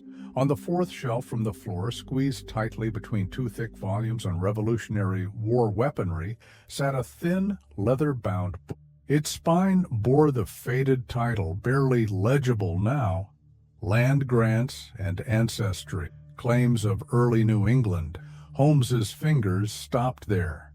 Gently, he eased the book from its cramped position. The dust along the top edge told him it hadn't been there long. In contrast to its neighbors, the book showed far less wear, no sun fading, and, most telling, Its placement was inconsistent with the alphabetical organization of the shelf. Watson noticed Holmes's stillness and stepped closer. "Something?" Holmes didn't answer immediately. He opened the cover and began flipping through the pages with slow precision. Dozens of names, dates, and property descriptions filled the text. Colonial surveys, ancestral lineages, notarized transfers of land ownership from the late 1700s.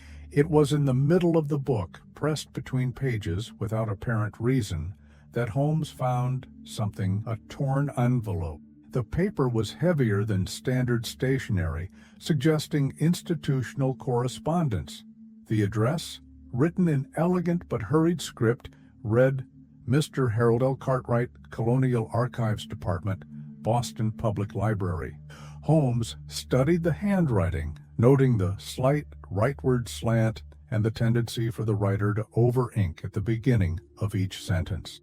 The stamp on the envelope, a standard American postal issue from 6 weeks prior, remained unmarked. No postmark, no cancellation lines. "Unsent," Holmes murmured to him. Watson leaned over his shoulder. "The Boston Public Library, Archives. That fits with Rowe's field of study." Holmes nodded, flipping the envelope over. The seal had been broken, and the inside was empty. Whatever contents had once accompanied this letter were now gone. Holmes examined the book's inner cover, looking for a nameplate or library. None. No stamp, no index code. "Not from the inn's collection, Holmes." Watson glanced toward the open door, making sure they were still alone. "So someone brought it here. Planted it." Holmes closed the book carefully and slid the envelope into his coat pocket. Either they meant to retrieve it later, or it was left here in a hurry. Holmes stood, glancing slowly around the room once more. His eyes settled briefly on the high shelves near the ceiling. He moved to the rolling ladder and climbed several rungs, inspecting the uppermost rows. There, behind a loose row of atlases, he found a second hidden item, a small cloth-wrapped bundle. Holmes brought it down carefully and unwrapped it on the reading table. Inside lay 2 more pieces of evidence. First, a folded map, an enlarged property survey of the Holloway Inn grounds and the surrounding lake area, with several points marked in pencil: the dock, the grain mill. And second, a faded photograph of Professor Rowe, younger than in the portrait. In this image, he stood near a courthouse building, smiling slightly with a stack of papers clutched tightly under one arm. Watson exhaled sharply. So, Rowe had plans for the investigations of his own. Holmes nodded, folding the items back into the cloth with, "There's no doubt now. Rowe knew something, and he was documenting." Holmes paused, turning back to the book on land grant, and someone here was watching him. As they exited the reading room, Holmes's gaze drifted briefly to the hallway. Mrs. Holloway appeared at the far, standing with her back partially turned, in hushed tones, with another guest whose face Holmes couldn't see. Holmes's eyes narrowed. The walls of this inn held more than memories. They held secrets, and layer by layer, he intended to peel them away. The late afternoon light filtered weakly through the high windows of the upstairs corridor, casting pale ribbons across the faded floral wallpaper of Holloway Inn. The air carried a lingering chill, as if the walls themselves retained the cold of many unspoken conversations. Holmes ascended the staircase with quiet purpose, each footstep measured, his eyes scanning every corner of the landing. Watson followed a step behind, already aware that Holmes's focus had narrowed to a single objective: Rowe's room. Mrs. Holloway had maintained, with increasing insistence, that it had remained untouched since the professor's death. No guests reassigned to it, no cleaners entering beyond the occasional dusting at the threshold. It was, according to her, preserved exactly as Rowe had left it. Holmes, of course, had learned long ago that people lied in degrees, the preservation of a room often more about appearances than truth. Holmes reached the door first. Without waiting for invitation or permission, he produced the thin sliver of metal he kept for just such locks. The latch yielded with little effort, clicking softly as the door swung inward. The air inside was still stale, with the faint trace of wood polish and time. Dust motes floated lazily in the dim shafts of light that cut through the room. The bed remained made with tight military precision. A closed trunk sat at the foot of it. The writing desk near the window was arranged neatly, papers stacked, and unused inkwell resting by the edge. But it wasn't the furniture that drew Holmes's gaze. It was the empty frame on the wall. Directly above the small dressing table hung a rectangular outline where something had clearly once rested. Faint discoloration on the wallpaper revealed where the surrounding area had faded over years of exposure to sunlight, while the space within the frame's borders remained darker, preserved. Holmes crossed the room without hesitation, standing before the frame. The brass hooks that would have supported its weight still protruded from the wall, their edges dulled from age. The frame itself remained, but the mirror was gone. Watson stood in the doorway, his voice low. A missing mirror. Removed how recently, I wonder?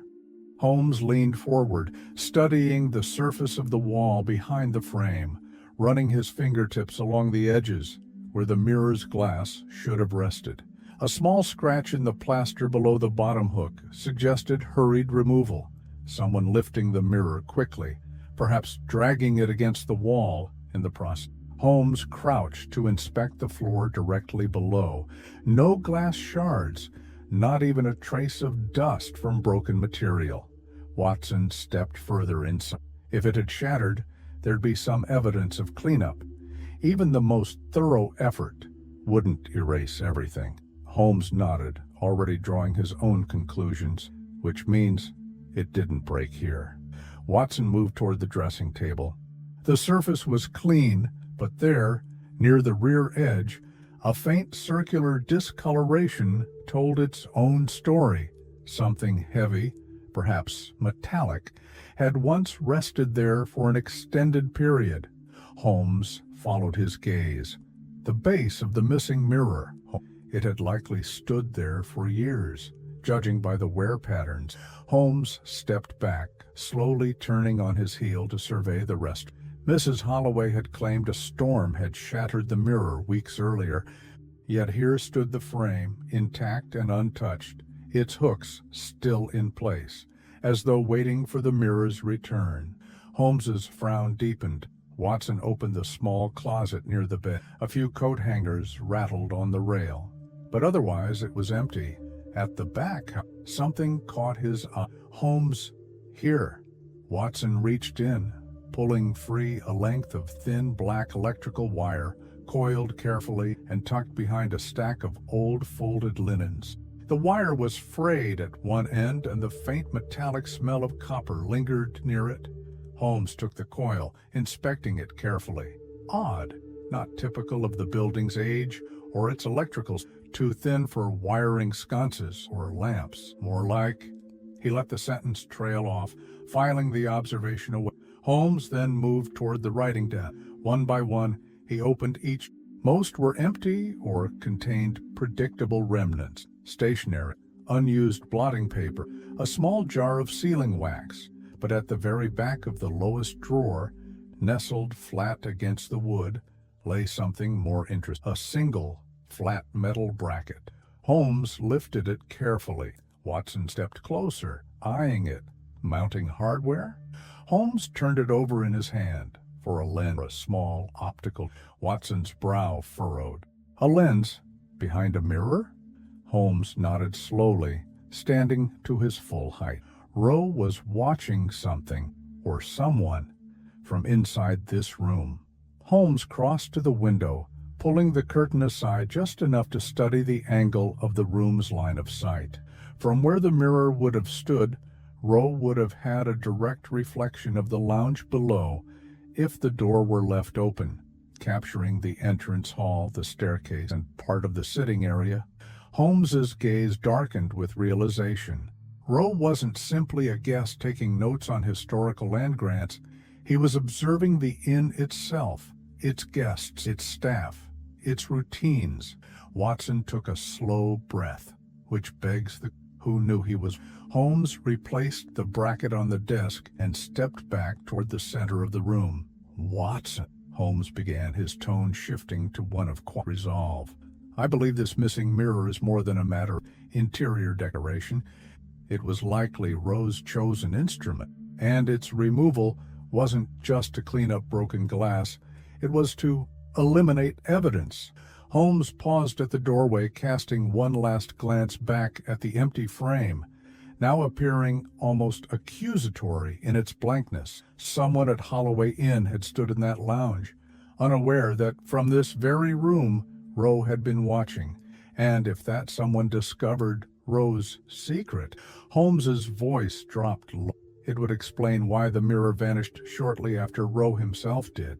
With that, Holmes exited the room, the mystery deepening with each unanswered question, each missing piece of, and each new shadow gathering in the corners of the inn. The hallway outside Rowe's room stretched empty and silent. As Holmes and Watson stepped out, their minds working in synchronized tension, each pondering the implications of the missing mirror and what it suggested about the days leading up to the professor's death. Holmes paused for a brief moment at the top of the stairs, scanning the length of the corridor.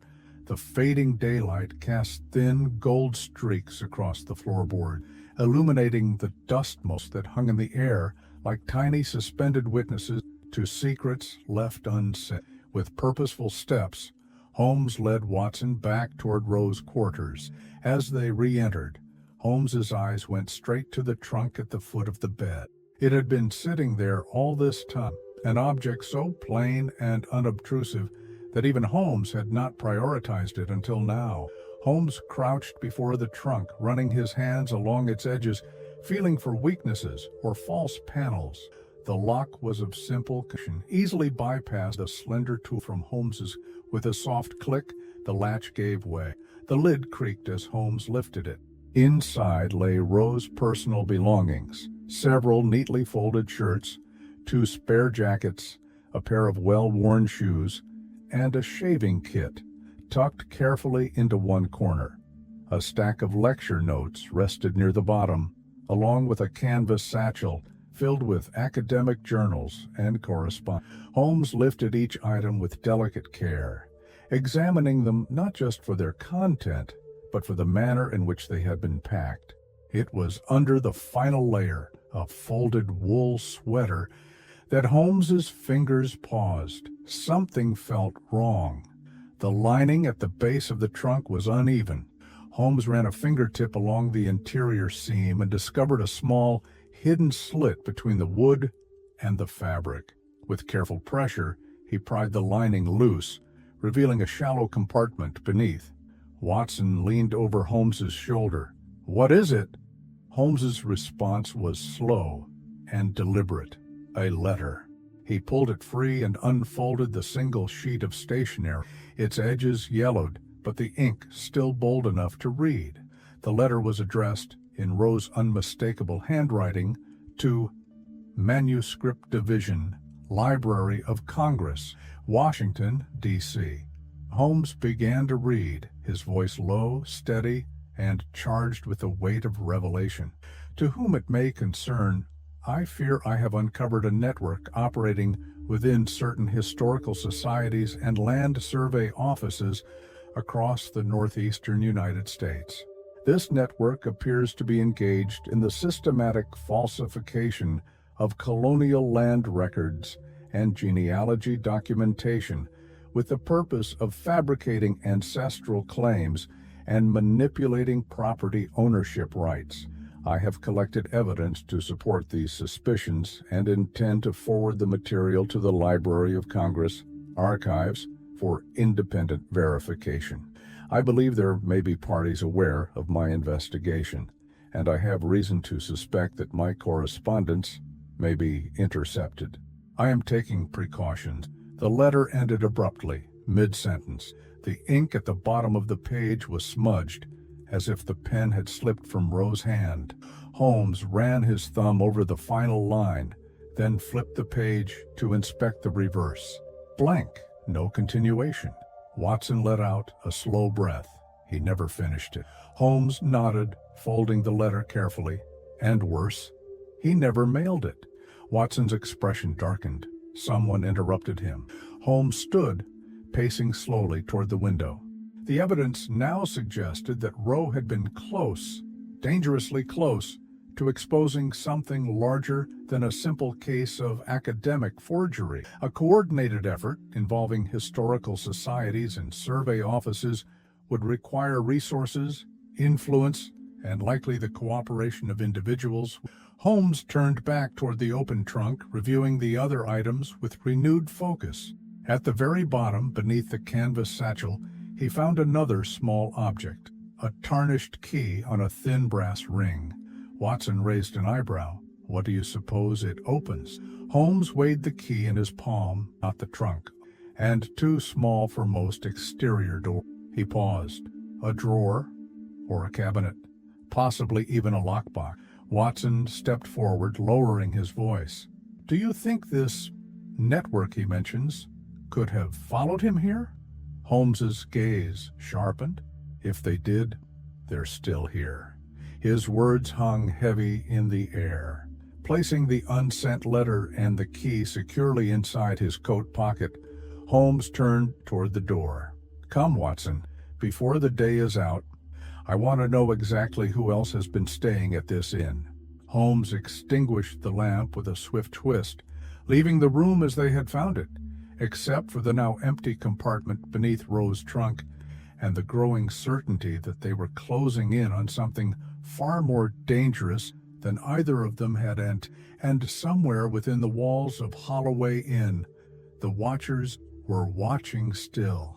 The late afternoon settled over Holloway Inn with an uneasy stillness, as though the building itself held its. Holmes and Watson descended the staircase in deliberate silence, both aware that the next step of their inquiry would involve navigating the shifting moods and half-truths that now hung between them and the other occupants of the house. Holmes paused briefly at the foot of the stairs, glancing across the lobby toward the parlor. Mrs. Holloway stood by the front desk, her posture rigid, her hands preoccupied with rearranging the guest registry, a task she performed with excessive attention, flipping through pages she'd likely memorized by now. Holmes's gaze lingered on her for only a second longer, before turning left toward the coat and umbrella stand near the front door. It was an old wooden rack, scratched at the base from years of boots and walking sticks brushing against it. Several umbrellas leaned inside, their handles curled over the edge. Holmes's hand hovered near the fingers, moving along polished wood handles with calculated care. One by Watson stood nearby. Holmes paused at the third umbrella from the left. It was plain in design, a long-handled black model with a faded silver cap at the. Unlike the others, it was still damp along its length, even though there had been no rain that day or the day before. Holmes's eyes narrowed. Withdrawing the umbrella, he examined its fabric. The lower third of the canopy was streaked with dry. The distinctive reddish-brown color was unmistakable. Clay. Watson's eyes widened. He stepped closer. Holmes said nothing for several seconds, but Watson knew what he was thinking. The same clay that had been beneath Professor Rose's fingernails, the same clay Holmes had found embedded in Joe Carter's abandoned glove near the shed. And now, on Mrs. Holloway's personal umbrella. Without a word, Holmes turned the umbrella over in his hands, noting the weight of dried soil that clung stubbornly along the folds of the fabric. Watson lowered his voice. It rained the week Roe died, didn't it? Holmes nodded.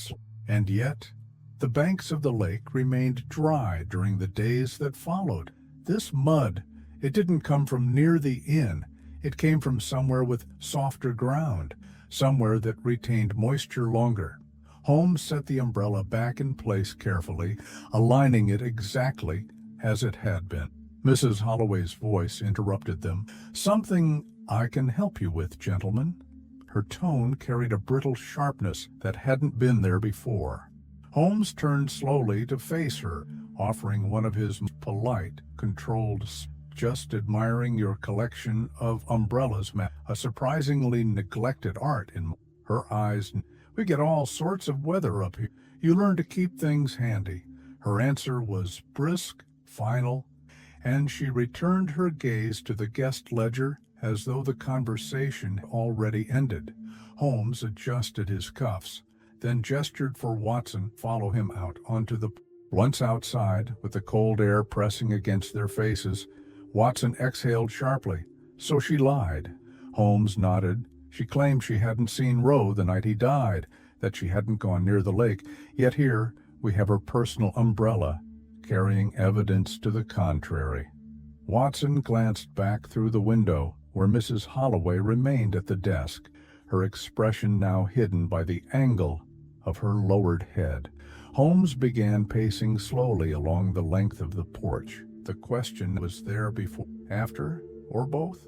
Holmes paused mid-step, staring out toward the lines that led down. Participant, choosing silence for Watson's. "You think she might have moved the body?" Holmes's gaze remained fixed on near the lake. "I think," he began, then paused. "I think Miss Holloway's role in this is more complicated than simple guilt or innocence.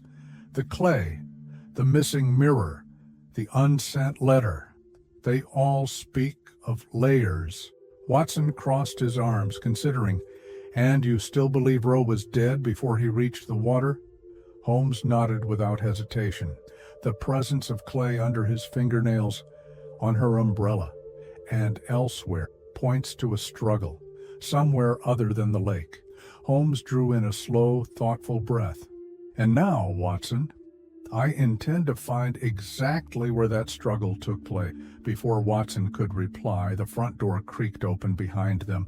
They both turned instinctively. The young maid Alice stood there, her expression pale, her eyes wide. I thought you should know." "Yes?" stepping toward her. "I just went to bring Mrs. Holloway's coat from the back hall, and her boots. They're still covered in dried mud, too." Holmes's gaze sharpened. "Thank you, Miss Alice. Very helpful." The maid nodded quickly and disappeared back inside. Watson gave Holmes a look that needed no words. Holmes's reply was soft but certain. "One lie leads to another, Watson." He turned back toward the porch rail, eyes narrowing as the wind picked up across the lake, the clouds shifting once again. "And sooner or later, the weight of all those lies will make someone sleep." The temperature inside Holloway Inn dropped noticeably after sunset, as though the house itself absorbed the cold from the surrounding hills and stored it within its wooden frame. The radiators clicked and groaned faintly, but the warmth they provided seemed more symbolic than effective. Holmes and Watson, now back in their room, sat in near silence as the lamp on the writing desk cast a dull glow over the scattered documents they had gathered.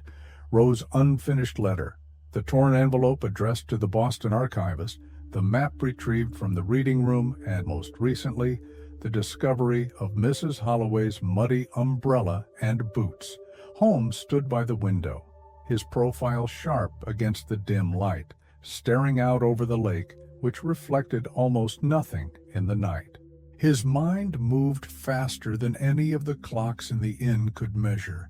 Watson closed his notebook, setting it aside. "We're collecting pieces, but without knowing how they connect, it feels like chasing shadows." Holmes's reply came without turning. "Sometimes, Watson, it's the shadow itself that reveals the object." He moved away from the window, walked to Roe's trunk, and retrieved the small brass key they had found earlier. For nearly an hour, Holmes had puzzled over it, weighing its size, considering its likely use. Tonight, mostly to himself, we see what Roe believed was worth locking. Leaving Watson behind for the moment, Holmes stepped quickly back, The hallway remained still, the only sound being the occasional creak of floorboards as the inn set. Holmes opened the door and entered, once again greeted by the room's stagnant air. His eyes moved immediately to the nightstand beside the bed. A simple, unremarkable piece of furniture, but something about its proportions had caught Holmes's attention earlier. The drawer fronts appeared standard, but as he ran his fingers along the inner sides of the lowest compartment, he found resistance where there should have been none. Holmes knelt, inserting the small brass key into a hidden lock concealed behind the drawer frame. A faint click sound. Holmes pulled, and the false bottom lifted free with. Inside lay a single item, a leather-bound notebook, worn at the corners, its edges frayed, but its spine still intact. The cover was plain, with no title or name. Holmes lifted it with both hands, handling it with care, and carried it back to their room, where Watson waited. Without a word, Holmes placed the notebook on the desk and opened it to the first page. The entries began 6 months earlier. Watson leaned in. Rowe's handwriting filled the pages in dense middle script. Observations, names, sketches of floor plans, and even notations about local geology. But what stood out most were the diagrams and the code. Holmes flipped through quickly, scanning for. Watson caught sight of a series of symbols repeating in the margins of several entries, a rough sketch of a prism shape, always positioned near mentions of the lounge and the upstairs hallway. Holmes paused at one particular page. Watson leaned closer to read over his shoulder. Rowe had written, "Position device behind frame. Alignment to west wall gives full view of lounge.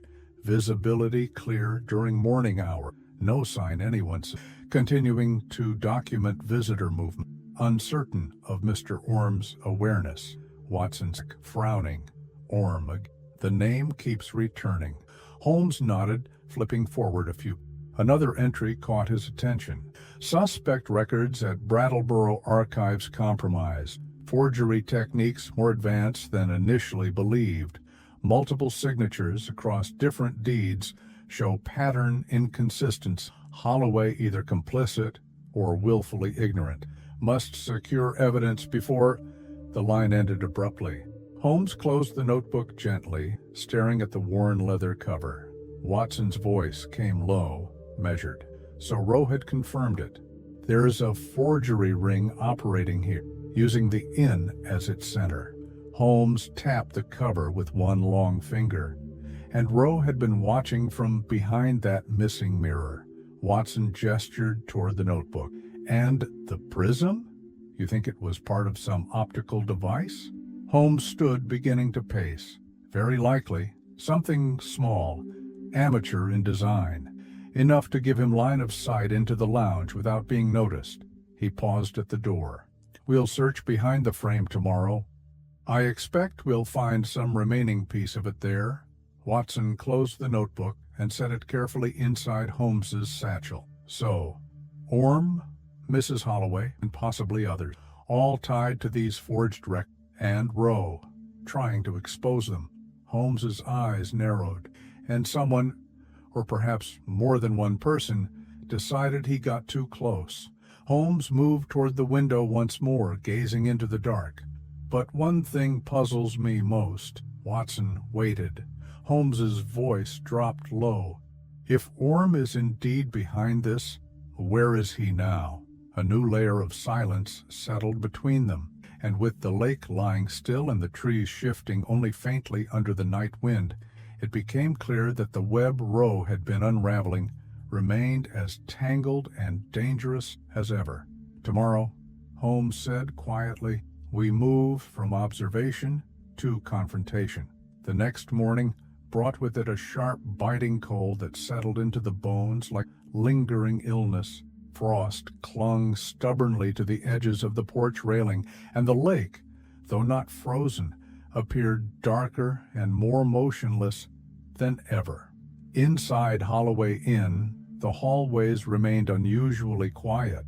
The few guests that lingered kept to their rooms or took breakfast quickly before disappearing outdoors or retreating behind the safe cover of closed doors and drawn curtains.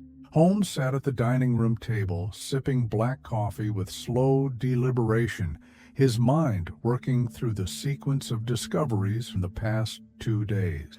The unsent letter, the clay traces, the missing mirror, and now Rose's secret notebook with its coded observations in reference to Orme. Watson entered carrying the morning edition of the Brattleboro Daily, though neither of them expected to find anything useful in the regional news. Setting the paper aside, Watson sat, folding his hands across the table.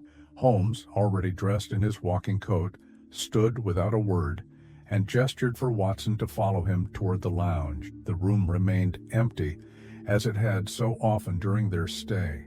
The chairs, the cold fireplace, the bookshelves, each unchanged, untouched, save for the faintest disturbances only Holmes's eye could detect. There he was, seated near the far window, leafing lazily through a volume of poetry, sat a man Holmes had observed briefly before, though never formally engaged, Conrad Orme. Holmes studied him for a moment before approaching. Orme was tall with narrow shoulders, his frame angular in a way that suggested years spent moving through auction houses and dusty back rooms, handling fragile artifacts with practiced fingers. His complexion bore the faint sunken look of a man used to working by lamplight. He wore a dark gray suit, neatly pressed but unfashionably cut, as though he had purchased it second-hand. A gold tie pin, shaped like a colonial coin, rested against his cravat, an accessory Holmes found both theatrical and telling. Watson followed close behind as Holmes crossed the room. Without waiting for introduction, Holmes settled into the chair opposite Orme. "Mr. Orme, I believe," Holmes said, his voice low and conversational, but with a gravity that filled the space between them. Orme looked up slowly, as though surfacing from some distant thought. His eyes were pale gray, sharp, but with a layer of practiced civility. "I don't believe we've met," Orme said, his tones almost rehearsed. Holmes offered a faint, controlled smile. "Not formally, but I find that names, especially yours, have a tendency to surface in places where questions outnumber answers." Orme tilted his head slightly. "And to what do I owe the curiosity, Mr. Holmes let the pause stretch just enough to make Orme's question unnecessary. Sherlock Holmes. That name landed with a subtle impact. Orme's expression didn't change immediately, but the slightest shift of posture gave him away, his back straightening, his thumb brushing instinctively over the corner of the book he held, almost as though preparing for a retreat. Holmes pressed forward. "You're staying here long, Mr. Orme?" Orme closed the book slowly. "Business," he replied with casual indifference. "Collecting. A few Revolutionary War artifacts in the area have caught my interest. Local auctions, private sellers. I find Vermont rich in overlooked treasures." Holmes leaned forward slightly. "And yet, I'm told you've shown considerable interest in historical land records, a rather curious extension of your field." Orme smiled thinly. "Land deeds often accompany estate collection. An old map here, a property transfer there. History has many layers, Miss. Surely you understand that." Watson, seated to Holmes's right, remained silent but observant. He watched Orme's hands, his breathing, the occasional darting glance toward the hallway, as if calculating escape route. Holmes let the moment set. Of course, history's layers can be revealing, particularly when one digs deep enough to uncover forged documents and false ancestry. At that, Orme's facade cracked, if only for a heartbeat. The smile faltered. His gaze sharpened. "I don't follow," he said carefully. Holmes's tone remained light, but his words sharpened like a blade drawn an inch from its "Oh, I think you do." Orme set the book aside and stood, adjusting his coat sleeve. "You'll forgive me, Mr. Holmes. I don't have time for speculation this morning. I have business in town. Holmes remained seated, speaking just as Orm turned to leave. Business near the old grain mill? Orm froze mid-step. The room seemed to shrink around them. Holmes continued, his voice barely louder than a whisper, but charged with weight. Strange location for antique collecting, wouldn't you say? Orm turned, offering a stiff, forced smile. You know how it is. Some of the best finds are off the beaten path. Without waiting for further exchange, Orm left the lounge, his footsteps sharp against the floorboards, his pace quicker than when he had entered. Watson exhaled slowly. That's our man, Holmes, without a doubt. Holmes stood. And now we watch him move. Holmes crossed to the window, pulling back the curtain just in time to see Orm disappear around the side of the inn, heading toward the service road that led into town. Watson rose. You think he's going to cover his tracks? Holmes's eyes narrowed. I think, Watson, that Mr. Orm's morning errands may tell us more than any conversation ever could. Holmes reached for and hat. Follow me. We're going to see where our antiques dealer goes, and what else he's been collecting besides artifacts. And as the two men left through the back entrance, moving with quiet determination, Holmes felt the inevitable tightening of the noose around Orm beginning. The forest behind Holloway Inn stretched like a darkened veil, dense and still, its leafless branches weaving a tangled canopy over. The late afternoon light filtered through in pale watery beams, painting the undergrowth in muted shades of brown and gray. The air smelled of damp bark, wet leaves, and the faint trace of wood smoke drifting from some unseen chimney miles away. Holmes moved carefully along the narrow path that wound its way toward the southern tree line. Following Orm had proven more challenging than either had anticipated.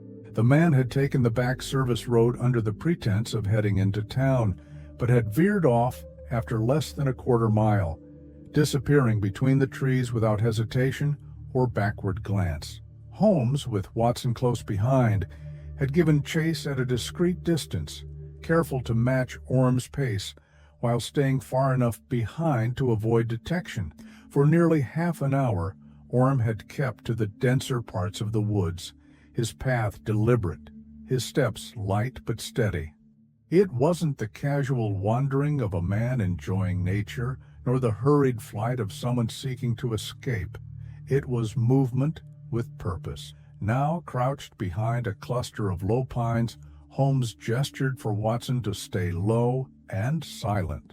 Ahead, at the base of a shallow incline, stood a small clearing surrounded by thick brambles and scattered boulders. In the center, a half-collapsed wooden shed leaned at an awkward angle, as if it had lost a battle with time and weather. Its roof sagged, and several planks had fallen away from the walls, exposing dark gaps. Orm stood near the shed's entrance, his coat collar turned up against the cold. He paced in small, tight circles, glancing toward the path behind him with increasing frequency. Every few seconds he would pause, as though listening for something only he could hear. Watson leaned close to Holmes, keeping his voice low. Do you think he's meeting someone? Holmes gave a slow, almost imperceptible.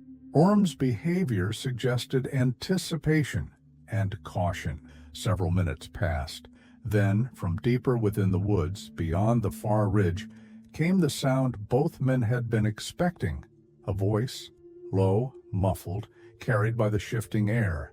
Indistinct but unmistakable.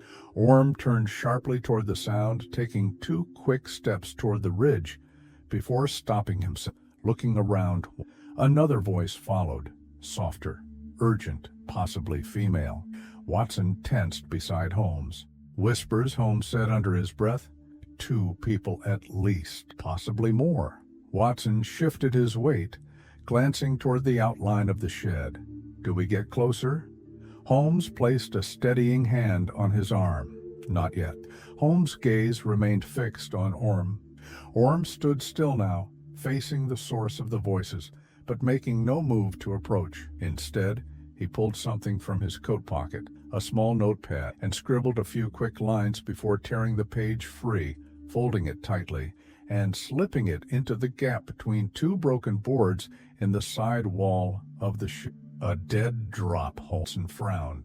Holmes's voice remained low, a hidden mess for someone to read. Watson's eyes narrowed. Then we need to get it. Holmes nodded once. Orm lingered for another minute, then adjusted his coat, turned, and made his way back toward the service path, retracing his steps with practiced nonchalance. Holmes waited until Orm was out of earshot, then rose from his crouch. Now. Together, they moved quickly but carefully toward the ship. Holmes reached the wall and slid his fingers between the broken boards, retrieving the folded paper. Opening it with swift precision, he scanned the contents. It read, "Change of plan. Nightfall. Mill site. Bring everything." Watson exhaled. The mill again. Holmes nodded grimly. "And tonight." Holmes slipped the note into his pocket. He moved quickly around the perimeter of the shed, scanning the ground for fresh footprints. Sure enough, near the ridge where the voices had come from, shallow impressions revealed that at least two people had stood there. One set of prints smaller, lighter, perhaps a woman. Holmes stood, his gaze following the direction the whispers had come from. Someone had been there, someone meeting Orm, or at least signaling him. Watson glanced at the darkening sky. "So what's the next move?" Holmes's reply was immediate. "We let Orm believe he's still unseen. Let him gather his accomplices. Let him believe his plan is intact." Watson. Holmes turned, eyes sharp with. "We'll be at the mill before he is." Holmes began moving back through the trees, his coat brushing against the brittle undergrowth, his steps quick but controlled. Behind him, Watson followed without hesitation, already checking the revolver at his side, not out of fear but with the cold understanding that tonight they would no longer be observers. Tonight, the shadows of Holloway Inn would be forced into the light. The last of the daylight slipped away quickly as Holmes and Watson made their way back to a brittle wind had picked, sweeping across the lake and rattling the dry branches overhead. The air grew colder by the minute, thick with the scent of wet leaves and distant wood smoke. By the time they reached their room, the sky had darkened into deep indigo, and the first pale stars began appearing over the ridgeline. Inside, Holmes worked quickly and with precision, spreading Rose's notebook, the torn envelope, the unsent letter, and the note from Orm's dead drop. The cracked oil lamp cast long, flickering shadows. The ticking of Watson's travel clock marked the only sound as Holmes studied the papers, his gaze darting from one to the next like a predator closing in on its prey. Watson sat near the door, reloading his revolver with steady, deliberate hands. Though the weapon was seldom needed on their cases, Holmes's insistence that Watson be armed tonight had been absolute. Holmes lifted Rose's notebook and opened it to the section containing diagrams of the lounge and adjacent corridors. Rose's crude sketches showed angles of sight lines, notations about foot traffic patterns, and, most telling of all, a rough drawing of the inn's small library room. Holmes tapped the margin beside one particular detail, a floor-to-ceiling cabinet near the rear wall. Watson leaned in. "That's the cabinet near the reading table, isn't it?" Holmes nodded. "Yes, and more importantly, it contains the inn's small collection of historical reference materials, including, as we saw days ago, volumes on land grants and colonial history."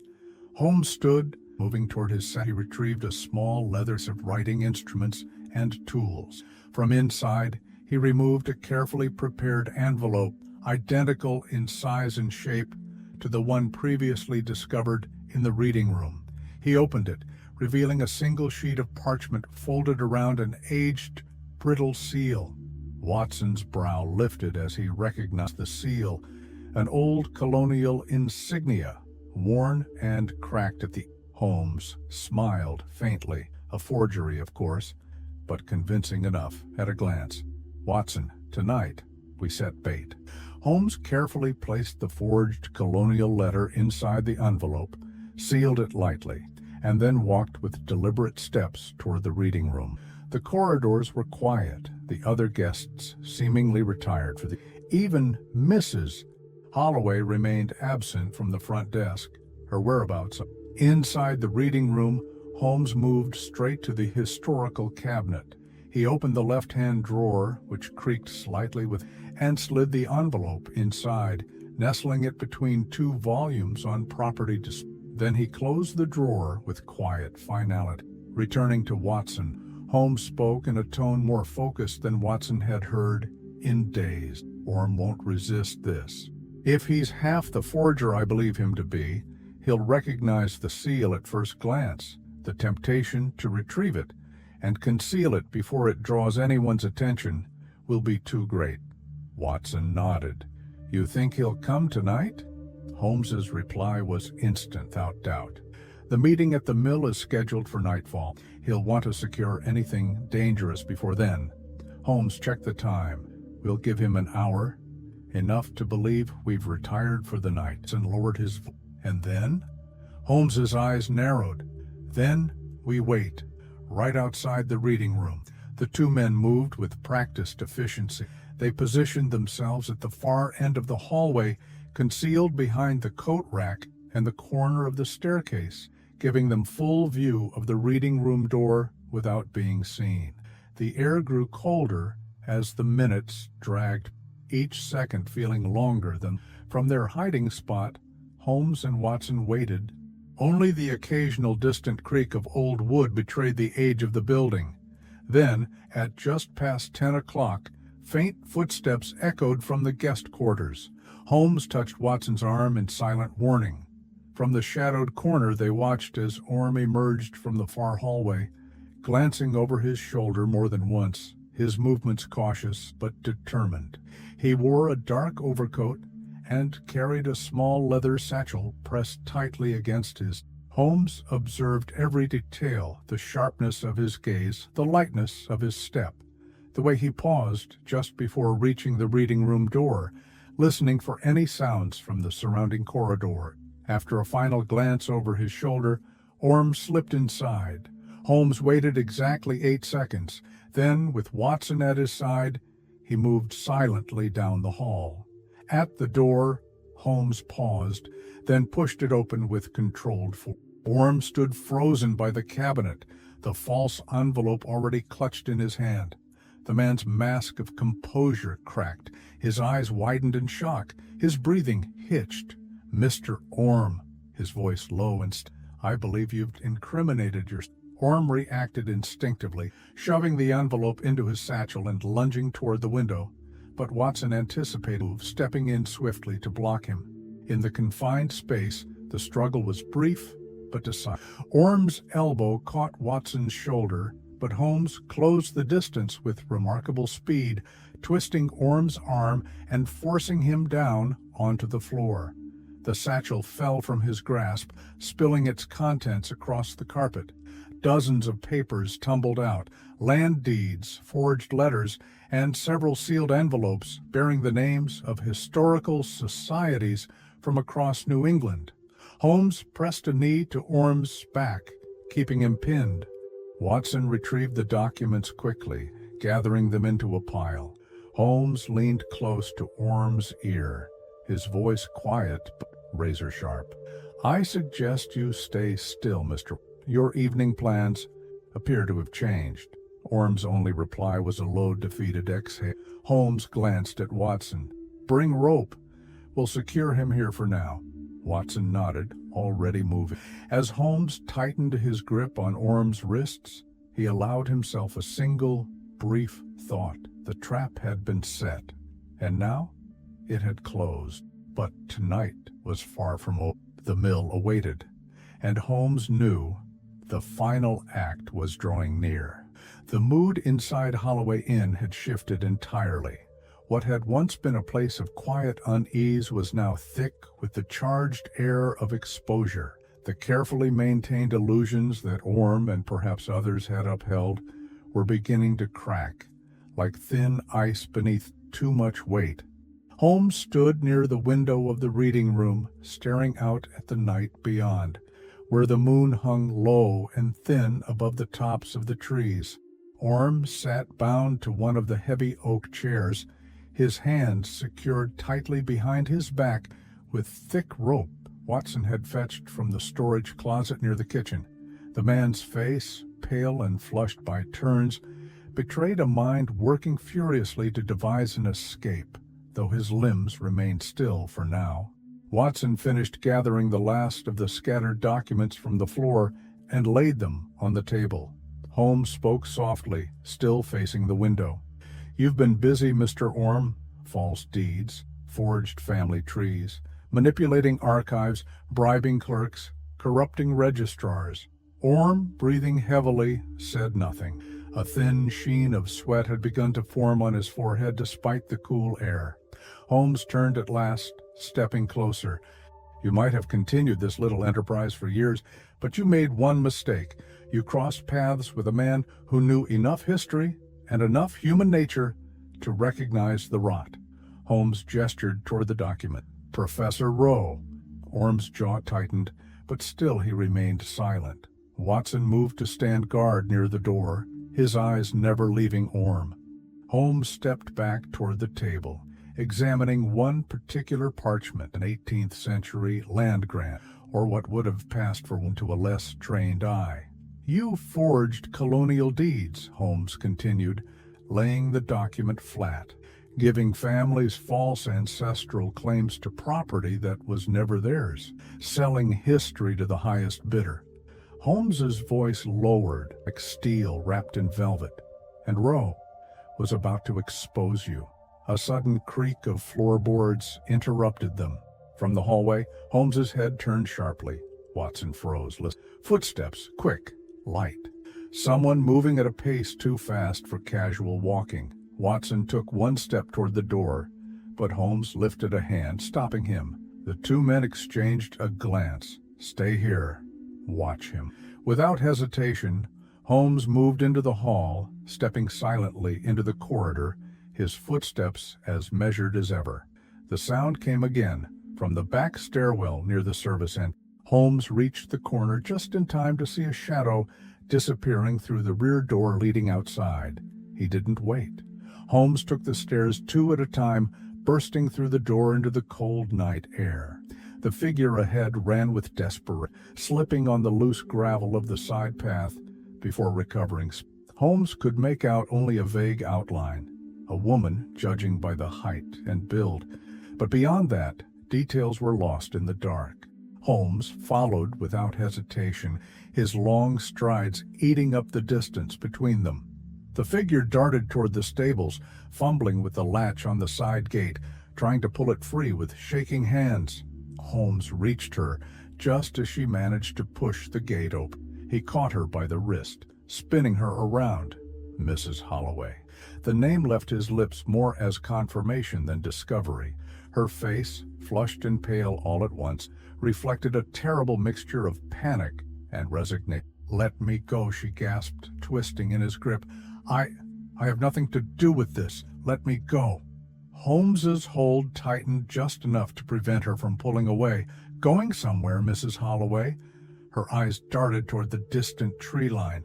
Beyond it, the mill. Holmes saw the calculation. She had been on her way to warn someone, or perhaps to retrieve something. He pulled her away from the gate, guiding her firmly back toward the inn. Her voice trembled as she spoke. "I only wanted to stop it. I only wanted to—" Holmes didn't let her finish. "You've had plenty of time for confessions." By the time they reached the back door, Watson had appeared in the hall, already alerted by the noise. Watson's eyes widened as he saw their unexpected new captive. Holmes pushed Mrs. Holloway inside, seating her in the chair across from Orm. Watson secured her wrists quickly with another length of rope. For a moment, the room fell silent, save for the shallow breathing of both captives. Holmes stepped back, glancing from one to the other. "It seems," he said calmly, "that the guest list for tonight's meeting is growing longer by the minute." Watson crossed his arms. "Do you think she was working with Orm from the start?" Holmes gave a small measured shrug. "That, Watson, is what we're about to find out." Holmes retrieved the forged letter, the bait Orm had fallen for, and set it on the table where both could. He leaned close enough for both captives to hear him clearly. "You were headed for the mill tonight, both of you, or at least one after the." Holmes's voice, "And so will we." Holmes stood, straightened his coat, and gestured for Watson to stay behind a moment longer. "Keep watch on. I'll make the arrangements." As Holmes stepped out into the hall once more, he allowed himself one slow breath of cold air. Tonight, at the mill, the game would end, and the final piece of this dangerous puzzle would fall into place. The night deepened over Holloway Inn, and with each passing hour the air grew colder, pressing against the window panes like an invisible weight. The old wooden beams above creaked with the strain of shifting temperatures, their sounds blending with the soft tick of the grandfather clock in the hallway. The inn, already weary with secrets, seemed to hold its breath once more. Holmes stood alone inside Professor Rowe's room, lit only by the weak glow of an oil lamp set on the desk. The flame flickered as he moved carefully, methodically, toward the empty frame where the mirror had once hung. Every discovery they'd made pointed back here, to this wall, to this room, to the unseen space behind that missing sheet of glass. Holmes's fingers traced along the inner edges of the frame. The wallpaper here was brittle, the adhesive giving way with the lightest. A thin line ran vertically along the plaster beneath, subtle but distinct to trained to notice such things. Stepping back, Holmes examined the surroundings. He tapped the wall lightly with his knuckles, listening. A hollow sound. He retrieved a small flathead tool from his coat pocket and inserted it carefully at the seam where the wall panel met the frame. With controlled pressure, he pried it free. The panel gave way with a low, dry crack, revealing a shallow recess between the lath and inside the cavity sat a single object mounted securely on a simple wooden bracket. A lens, round about 4 inches across, sat inside a handcrafted brass ring.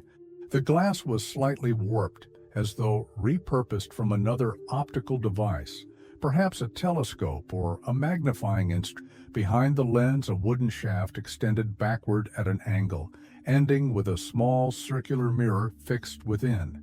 It was crude, amateur in design, but functional. Holmes's eyes narrowed with understanding. Rowe's hidden viewer. Positioned just right, the lens allowed anyone inside the room to observe reflections from the lounge. The alignment captured not only the main entrance, but also the library core and part of the staircase. At the correct angle, one could monitor nearly every coming and going from the central parts of the inn. Holmes crouched lower, inspecting the bracket, and noticing a small set of scratches near the mounting screws. Recent one. Someone else had tampered with this after. Holmes turned to the floor. Dust patterns betrayed more. The area beneath the wall cavity was disturbed, as though knees had pressed there. Holmes imagined the scene clearly now. Someone kneeling here, removing the mirror, possibly dismantling the device, though leaving the lens itself. Why leave this? Why not take the whole assembly? Holmes studied the optical path again. The positioning, the alignment. A sudden thought struck him.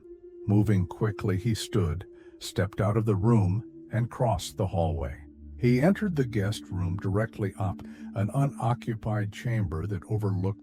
Inside, Holmes moved straight to the wall facing. There, faint but present, was another vertical.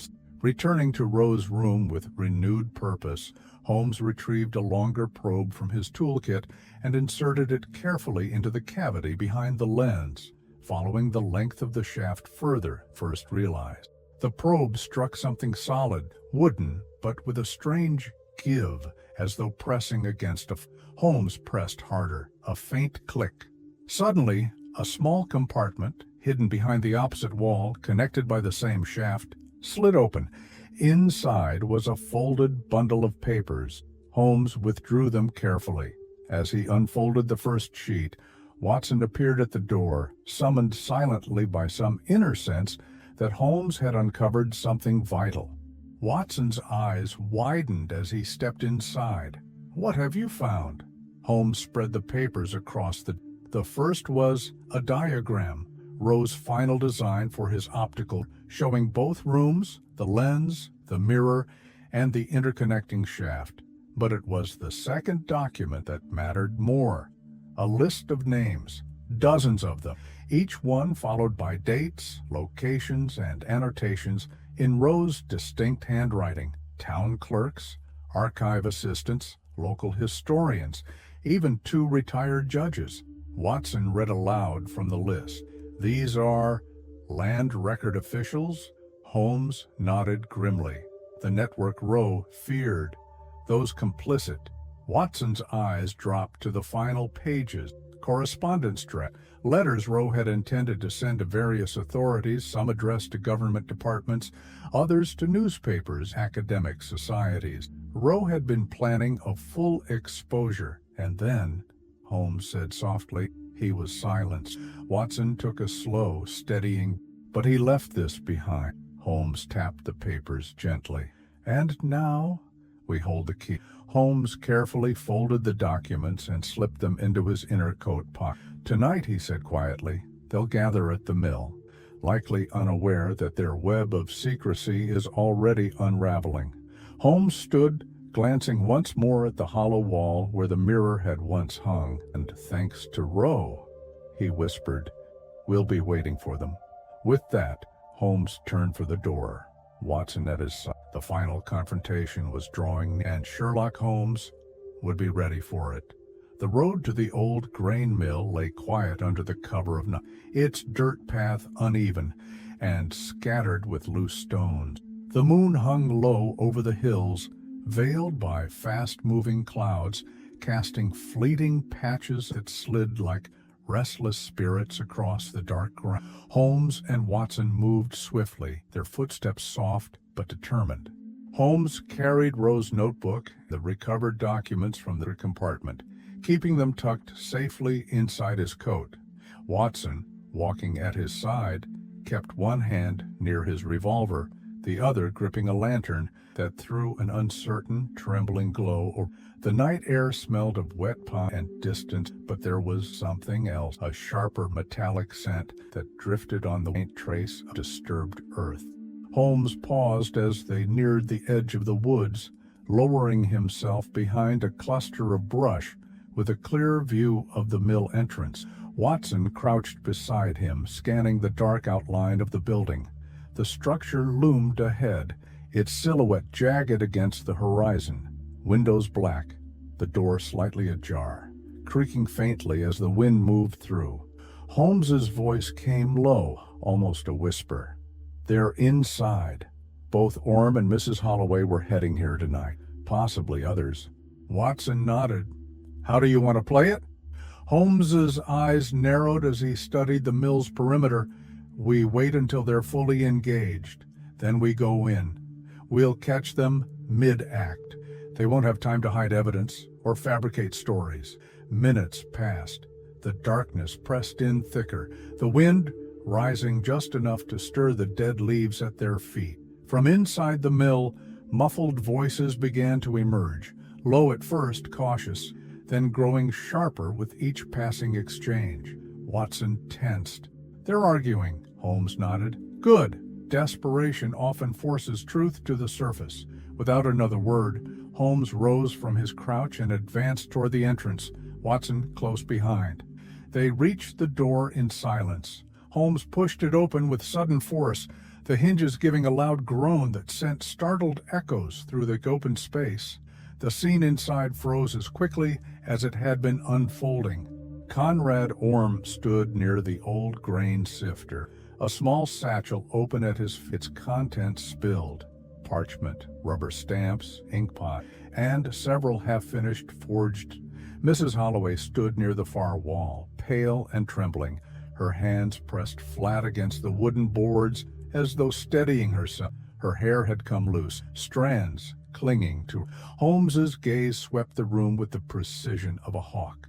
Near the far corner was a third figure, a tall man dressed in a dark overcoat, whom Holmes recognized instantly from the inn's lounge and parlor, a quiet guest who had kept mostly to himself during their stay. Mr. Lawrence Briggs, listed in the guest book simply as historical consultant, but Holmes had noted him before. Always lingering near the reading room, always present when Watson and Holmes were discussing land documents. Briggs froze, a small box of wax seals still in his hand. Holmes's voice cut through the tension like a blade. "I see the full cast has assembled." Watson stepped inside quickly, moving to stand between Mrs. Holloway and the door, cutting off her exit. Orme took one instinctive step toward the satchel, but Holmes's raised hand stopped him cold. "I wouldn't, Mr. Orme." Holmes advanced slowly, his tone calm but charged with authority. "Professor Rowe knew everything about your forgeries, about your manipulation of colonial archives, about your scheme to construct false ancestral lines, to fabricate historical claims on land you were never entitled to." Holmes's gaze fixed squarely on Orme. "And now I know." Orme's shoulders tensed, his breathing shallow. Holmes turned toward Mrs. Holloway. "And you, drowning in debt, months behind on your watching this inn decay while your creditors closed in." Mrs. Holloway lowered her head, her hands shaking. Holmes' voice softened, but only slightly. "You didn't plan this, not at first. But when Orme offered you a way out, you took it. You let them use the inn as their base. You kept quiet when Rowe started asking. You delayed mailing his letters. You ignored what you saw." Her voice came thin and broken. "I didn't know they would." She stopped herself, choking on the word. Holmes didn't let her finish. Didn't know they would kill him? Or just hoped they wouldn't? Silence hung heavy in the air. Watson shifted his weight. Holmes turned next to Briggs. "And you, the quiet observer, the one who handled making sure the signatures, that the ink was, that no two deeds conflicted on." Briggs's mouth opened, but no sound. Holmes pulled Rowe's notebook from his. "He documented names, patterns, even the adjustments you made to. He knew where your forgeries were planted in local archive, and he was preparing to deliver this to the Library of." Holmes took a step closer, his gaze dark and unblinking. "That's why you killed him." The room held its. Holmes's words napped low, a final, unavoidable conclusion. "You strangled him, bound him, left him to die in his very mill. The clay beneath his fingernails, it's from the." Holmes pointed toward the floor near the grain sieve, where small patches of disturbed earth were still visible, damp and clay-rich. "And when you were done," Holmes continued, "you moved his body to the lake to stage a drowning." Orme said nothing. Briggs paled further, lowering his gaze. Mrs. Holloway let out a long, shuddering breath and sank to her knees. Watson crossed the room and retrieved the satchel, examining its contents. Forgery tools, seals, inks, counterfeit land grant. Holmes turned toward the door. "Watson, go to the inn. Send for the local sheriff. Tell him to bring as many men as he can spare." Watson nodded and left without hesitation. Holmes remained still, watching as the three conspirators sat in the cold, damp air of the abandoned mill, silent, defeated, and surrounded at last by the consequences of their greed. As Holmes stood there, listening to the distant rust and the growing sound of approaching footsteps from the woods, he allowed himself one slow breath of satisfaction. The hidden motive was no longer hidden, and justice was already on its way. The cold air inside the grain mill pressed in heavier, dense, and unmoving, as though the very structure knew it had just witnessed its own undoing. Holmes remained near the center of the room, standing in the dim light of Watson's lantern, letting the evidence and the surroundings speak in a language only he could fully interpret.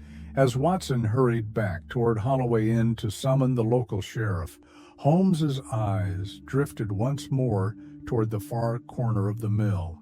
The ground there remained visibly disturbed, a patch of clay-rich earth, damp and darker than the surroundings. Holmes stepped closer, crouching low, and pressed his gloved fingers into the surface.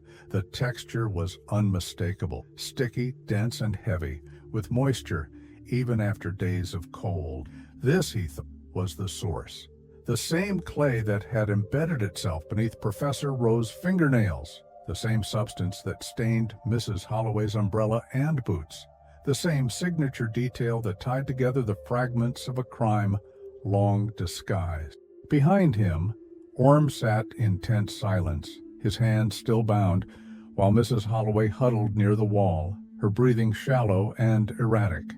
Briggs kept his head low, offering no words, his entire posture deflated.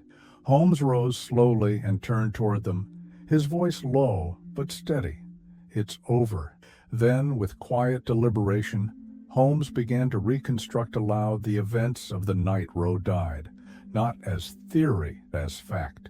Professor Rowe, he began, had grown too close. Too many late-night notes, too many quiet observations, too many questions asked in places that couldn't afford answers. His discovery of the forged land deeds, the tampered archival records, and the fraudulent genealogy claims had become more than a threat. It had become an inevitability. So they had acted. Holmes gestured toward the clay-streaked floor. Rowe was lured here, whether by invitation, by force, or by deception, perhaps under the pretense of a private meeting. Somewhere along the way, trust was broken, or perhaps he never trusted them at all. Holmes's gaze rested briefly on Orm. There was a struggle. The marks on Rowe's neck would have told the truth if anyone had cared enough to look closely at the time. Manual strangulation, swift, calculated, personal. Holmes paused, but of course, a dead professor in an abandoned mill would have raised questions the forgers couldn't afford, so they moved him. Holmes crossed to the far wall where faint scuff marks remained on the floor, barely visible, but still there to trained eyes. He traced them with the tip of his cane. "Dragged," Watson had remarked. Holmes nodded to himself. Rowe's body was hauled from this corner, across the floor, out through the side entrance. There, they loaded him onto a cart or perhaps a wagon, concealed under a tarp. The tire tracks Watson and I found days ago confirm it. Holmes turned back toward the conspirators, his voice sharpening. Then they brought him to the lake. Holmes's mind replayed the next sequence of actions with chilling clarity. They staged a drowning. They placed Rowe's lifeless body near the footbridge, positioning him to float. Knowing the morning would bring discovery by one of the groundskeepers, they counted on local assumptions. An elderly man, alone, perhaps disoriented, falling by accident into cold water. No autopsy, no serious inquiry.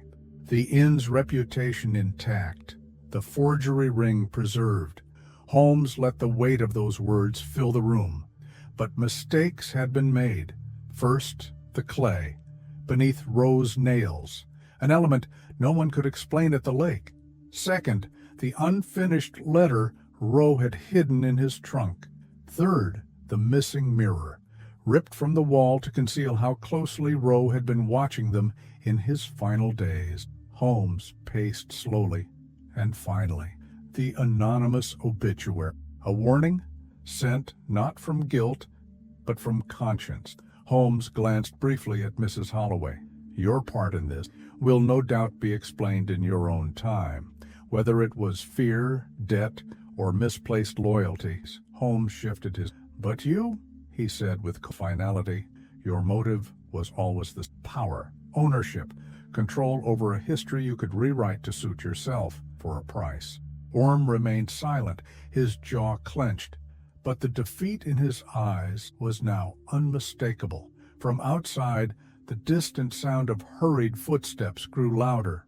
Watson's voice carried across the clearing as he returned with the sheriff and two deputies close behind, their lanterns casting beams of light across the mill floor as they entered. Holmes stepped back, allowing the officers to take control of the scene. Sheriff Gordon, a heavy-set man with a dark coat and tired eyes, surveyed the tableau with growing astonishment as Watson quickly briefed him. Within minutes, Orm, Briggs, and Mrs. Holloway were all secured for transport back to town. Holmes remained near the doorway, watching as the deputies lifted Orm from the floor, leading him toward the exit. Before leaving, Sheriff Gordon approached Holmes. "We'll need your full statement, of course, Mr. Holmes." "You'll have it by morning," Holmes replied quietly. The sheriff gave a nod of thanks and stepped outside. Watson moved to stand beside Holmes, exhaling long and slow as the weight of the night settled. Holmes, glancing once more at the patch of clay-streaked earth, spoke just loud enough for Watson. "It's always the details, the smallest inconsistency." Holmes turned from the mill, his coat catching the cold night air. "And the truth, no matter how carefully buried, always finds a way to surface." Together the two men stepped out into the darkness, leaving behind the mill and its terrible history. The following morning broke with the dull gray of an overcast sky. Light rain had begun to fall just before dawn, turning the dirt roads around Holloway Inn into slick ribbons of mud. Holmes and Watson sat in the corner of the dining room, their breakfast plates untouched, both staring at the growing puddles outside the window. The inn itself felt different now, quieter, heavier. The few remaining guests moved about cautiously, whispering in hallways, casting sidelong glances toward the lounge, where Sheriff Gordon and his men had spent much of the early morning gathering statements and collecting evidence. The tension that had once lurked beneath the surface now hung openly in the air. Watson turned to Holmes. "You think she'll talk?" Holmes's gaze remained fixed on the window for a moment longer before answering. "Mrs. Holloway?" "Oh, yes, she'll talk. It's just a matter of when and how much." Before Watson could reply, the soft creak of floorboards behind them drew their attention. Turning, they saw Alice, the young maid, standing near the doorway, her hands clasped tightly together, her face pale, and her expression uncertain. She hesitated before speaking. "Mrs. Holloway, she's asking to speak with you, alone." Holmes rose immediately, straightening his coat. "Where is she?" Alice gestured nervously. "The small parlor, near the back stairs." Holmes gave a brief nod and moved with quiet determination toward the rear of the inn, Watson following close behind, despite the request. The small parlor was a modest room, barely furnished, with a single oil lamp burning low on the. Mrs. Holloway sat near the window, wrapped in a shawl, her face drawn and colorless. The strong, controlled woman they had first met days ago now seemed to have shed every layer of composure. Holmes entered without hesitation, but paused near the door. "You asked to speak with me." She nodded slowly. Watson started to step forward, but Holmes raised a hand, stopping him just inside the threshold. This one moment was hers. For several seconds, Mrs. Holloway said nothing. She stared at her hands, twisting the edge of her shawl between her fingers, her breathing shallow and uneven. When she finally spoke, her voice was barely louder than a whisper. It wasn't supposed to go that far. Holmes said nothing, letting the weight of the silence encourage her to continue. "I knew about Orm's business, not at first, but after a while it became impossible not to know. The late-night meetings, the papers coming and going, the guests that weren't real guests, but by then I was already in too deep." Her eyes filled with sudden, frustrated tears, though she wiped them away with trembling fingers. The inn was dying. After my husband passed, the debts piled up. Property taxes, repairs, unpaid loans from the bank in Brattleboro. I was drowning, month after month, trying to hold the place together. Her shoulders sagged further. And then Orm came. offered me money, enough to keep the doors open. All I had to do was look the other way. Let him and Briggs do what they needed to do. Let them use the old storage rooms, the lounge, even the guest rec. Holmes's gaze remained steady, unwavering. And Roe? Mrs. Holly swallowed. At first, I didn't even notice him, just another quiet man with books. Then I realized he was watching them, watching everything, just gathering her breath. When he started asking me about guest ledgers, about local deed, about names I didn't recognize, I panicked. I delayed mailing his letters, told him the post was running slow because of the weather. I knew if Orm found out Roe was making inquiries, her voice cracked. I never meant for him to die. Holmes stepped closer. But when he did, you covered for them. Mrs. Holloway nodded miserably.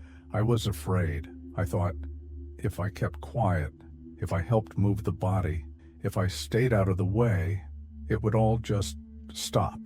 Her hands trembled harder now. I took my umbrella that night, walked down to the lake, where no one saw them placing the body. I stood on the footbridge, watched them push him in. Holmes's expression remained unreadable. And the mirror, her face crumpled further. I took it down the next morning. After Orm told me Roe had been using it to watch the guests, I smashed it behind the stables, buried the pieces in the old garden bed near the south wall.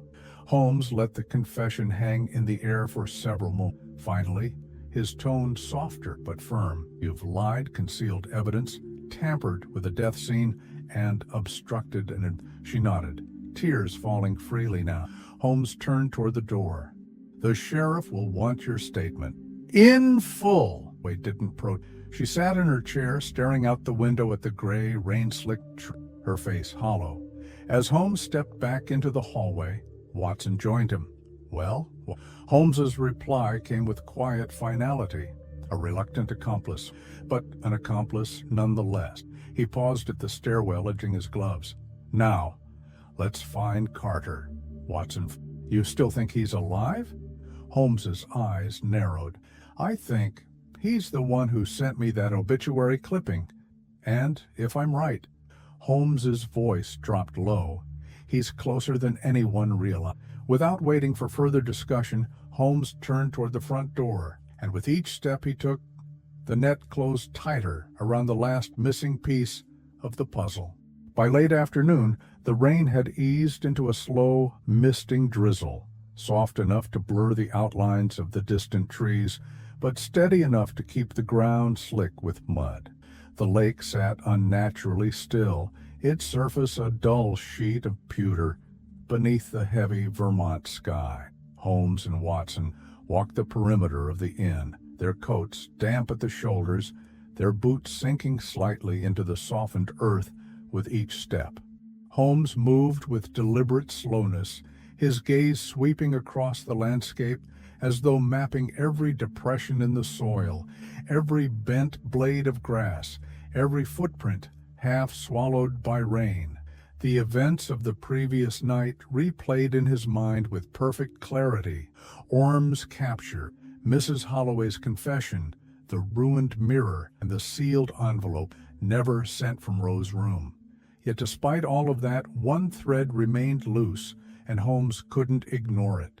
Joe Carter, the handyman, the man who, by all accounts, had vanished without a word the same week.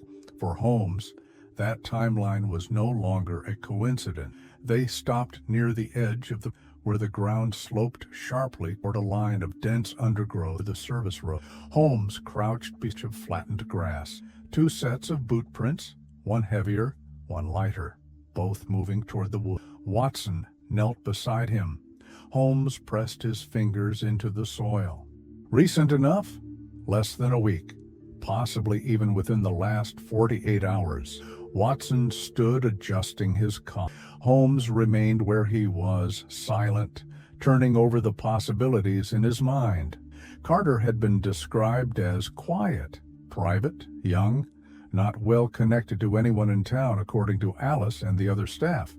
He worked odd jobs, kept to himself, and had no known family nearby. For Holmes, This anonymity was both obstacle and opportunity. After several minutes of scanning the tree line, Holmes rose and led Watson toward the rear sheds, the small room behind the tool shed where Carter remained just as they had left it. The air was thick with mildew and damp straw. The single cot pushed against the far wall, a thin blanket crumpled at its foot. But Holmes moved toward the shelving near the door, where, days earlier, he had found little of interest. Now, with a more deliberate eye, he pulled aside a loose board at the back of the lowest shelf. Behind it, nestled in a shallow recess between the inner and outer walls, lay a small metal tin. Holmes opened it carefully. Inside were several folded papers, yellowed from damp air. The first was a page torn from a local telephone directory, with certain names circled in pencil, mostly attorneys, real estate offices, and a few historical societies. The second was a crudely drawn map of the inn grounds, with specific locations marked in shaky handwriting: Lake Bridge, Mill Shed, and near the southwest property line. Old Mill Shed. Holmes's eyes narrowed. Watson pointed at the map. That's behind the grain mill, isn't it? Holmes replaced the papers, slipping them carefully into his coat. Come on, Watson. Without another word, the two men retraced their steps down the service road and through the trees, making their way toward the abandoned mill for the second time in 2 days. The path grew narrower as they approached the far side of the structure, where an overgrown thicket concealed a smaller, almost forgotten outbuilding, part shed, part storage space. Its roof half collapsed, its door hanging crooked on rusted hinges. Holmes approached. Inside, the air was colder, thick with the scent of wet wood and rust. Against the far wall, a bundle of blankets stirred. Watson froze. Holmes stepped forward, kneeling beside the heap of cloth. Joe Carter. The young man's face was gaunt, pale, and streaked with dirt. His clothes were torn in places, and a fresh cut marked his forehead. One of his hands was heavily bandaged with a strip of cloth, stained dark from dried blood. Holmes spoke softly. Carter. It's Holmes. You're safe now. Carter's eyes flickered open, the fear in them instinctive but dull from exhaustion. His voice, when it came, was hoarse, little more than a whisper. You got the letter? Holmes nodded. The obituary clip, that was you. Carter's lips parted in something between a nod and a pained grimace. Couldn't send more. They were watching. Everywhere. Holmes motioned for Watson to retrieve water from the nearby canteen. Carter's breathing remained shallow, but Holmes could see he was still alert beneath the layers of pain and fatigue. Holmes leaned closer. Tell me, Carter. Tell me everything you know. Carter swallowed hard, closing his eyes for a moment before forcing out the words. Rowe. Knew about them. Told me to help, to hide the papers. Said, if anything happened, send a warning to someone who could stop them. Holmes's expression darkened with understanding. You hid Rowe's document? Carter nodded faintly. Some behind the mill, others under the floorboards in the shed. Couldn't finish before... His voice trailed off, the effort of speaking pulling too much from his weakened frame. Watson placed a steadying hand on Carter's shoulder. Holmes, we'll get him to safety. Then we search every inch of this property. Watson nodded in agreement. And Orme? Holmes's eyes narrowed. He'll wait. He has no choice now. Holmes glanced once more at the injured young man curled on the floor. But Carter? He almost didn't wait long enough. Together, Holmes and Watson lifted Carter carefully from the ground, supporting his weight as they guided him back toward the path leading to the inn. The final threads were pulling tighter now, and as Holmes stepped, he knew with certainty that the case and its resolution. The late afternoon rain had settled into a fine, steady mist by the time Holmes and Watson returned to Holloway Inn, half carrying, half guiding the injured Joe Carter between them. Alice, the young maid, gasped aloud when she saw them emerge, Carter's mud case enough to draw worried stares from the few guests still lingering in the lounge. Holmes instructed Alice quickly, hot water, clean towels, and have someone prepare the downstairs storage room as somewhere away from curious. Alice nodded and hurried off with Watson, drawing on his medical examined Carter as soon as they laid him out in the institute.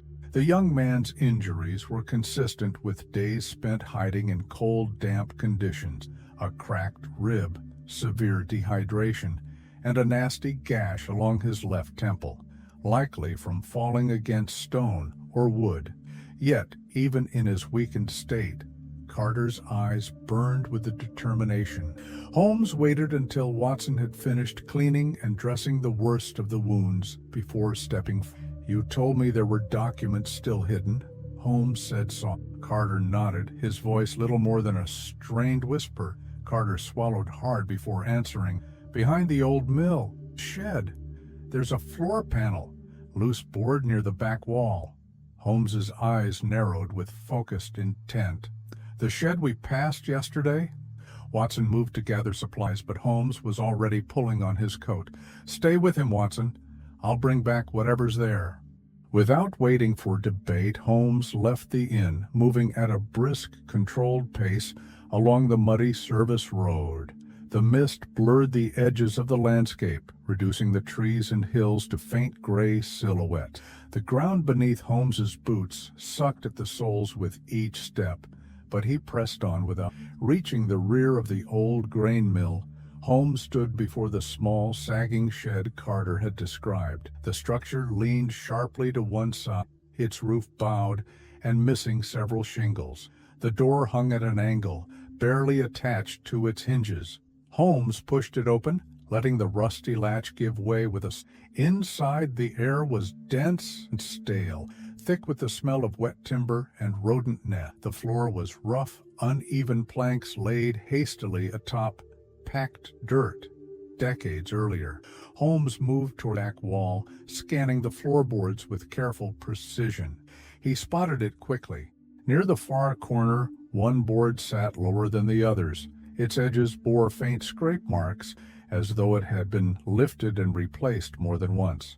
Holmes knelt, slipping his fingers beneath the loose plank. With a sharp tug, it came free. Beneath lay a shallow cavity. Inside were several items wrapped in oilcloth and bound with string. Holmes retrieved the bundle, placing it on the ground beside. Unwrapping it carefully, he revealed what Carter had risked so much to. First, more forged land grants, at least 6 documents, each bearing false seals, fabricated family names, and invented historical lineages. These were rougher than the earlier forgeries Holmes had seen, drafts, perhaps, test runs. Second, a small ledger, worn and stained, containing a detailed list of buyers and clients, individuals who had purchased or commissioned fake documents. The entries were dated, and next to several names were check marks, likely indicating completed transactions. Holmes's eyes narrowed as he scanned the entries. Several of the names were familiar from Rowe's secret notebook. Others appeared to be local families, possibly unknowingly caught in the web of Orm's fraud. But it was the third item that mattered most, a collection of personal letters written by Rowe himself. These letters, dated over several months, chronicled his growing suspicion of activities surrounding Holloway Inn. Each page detailed names, dates, observations, and the methods he believed Orm and Briggs had used to alter public records and bribe town officials.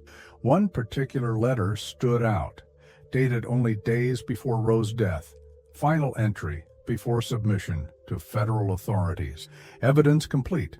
Will arrange for safe delivery by Monday. Concerned Mrs. Holloway may be under pressure. Must act carefully. Meeting with Carter tonight to secure documents. Afterward, I'll finish the full report. Holmes's grip tightened on the page. Rowe had been one step away, one breath from exposing everything. Holmes refolded the papers, securing them inside his coat. Before leaving, he scanned the small cavity one final time, to ensure nothing else remained. Satisfied, he replaced the floorboard, carefully fitting it back into place to preserve the scene for the sheriff. As Holmes stepped back out into the misty air, the gravity of the case weighed heavier on his shoulder. He paused only once on the path back to the inn, standing beneath the bare branches of a maple tree, watching as droplets of rain slid from its limbs like liquid silver. Rowe had risked everything. Carter had nearly died protecting the evidence, and now Holmes had the missing pieces. By the time he reached the inn again, the sky had darkened toward early evening, and the first distant rumble of thunder rolled across the hills. Watson met him at the door, his face tense but eager. "Did you find it?" Holmes nodded once, slowly. "We have everything we need, Watt." Holmes's voice dropped lower, filled with steady resolve. "And tomorrow, Orme and the others will answer for every lie, every forged document, and every life they've damaged in the process." Morning broke with a heavy sky, the clouds hanging low and swollen with the threat of more rain.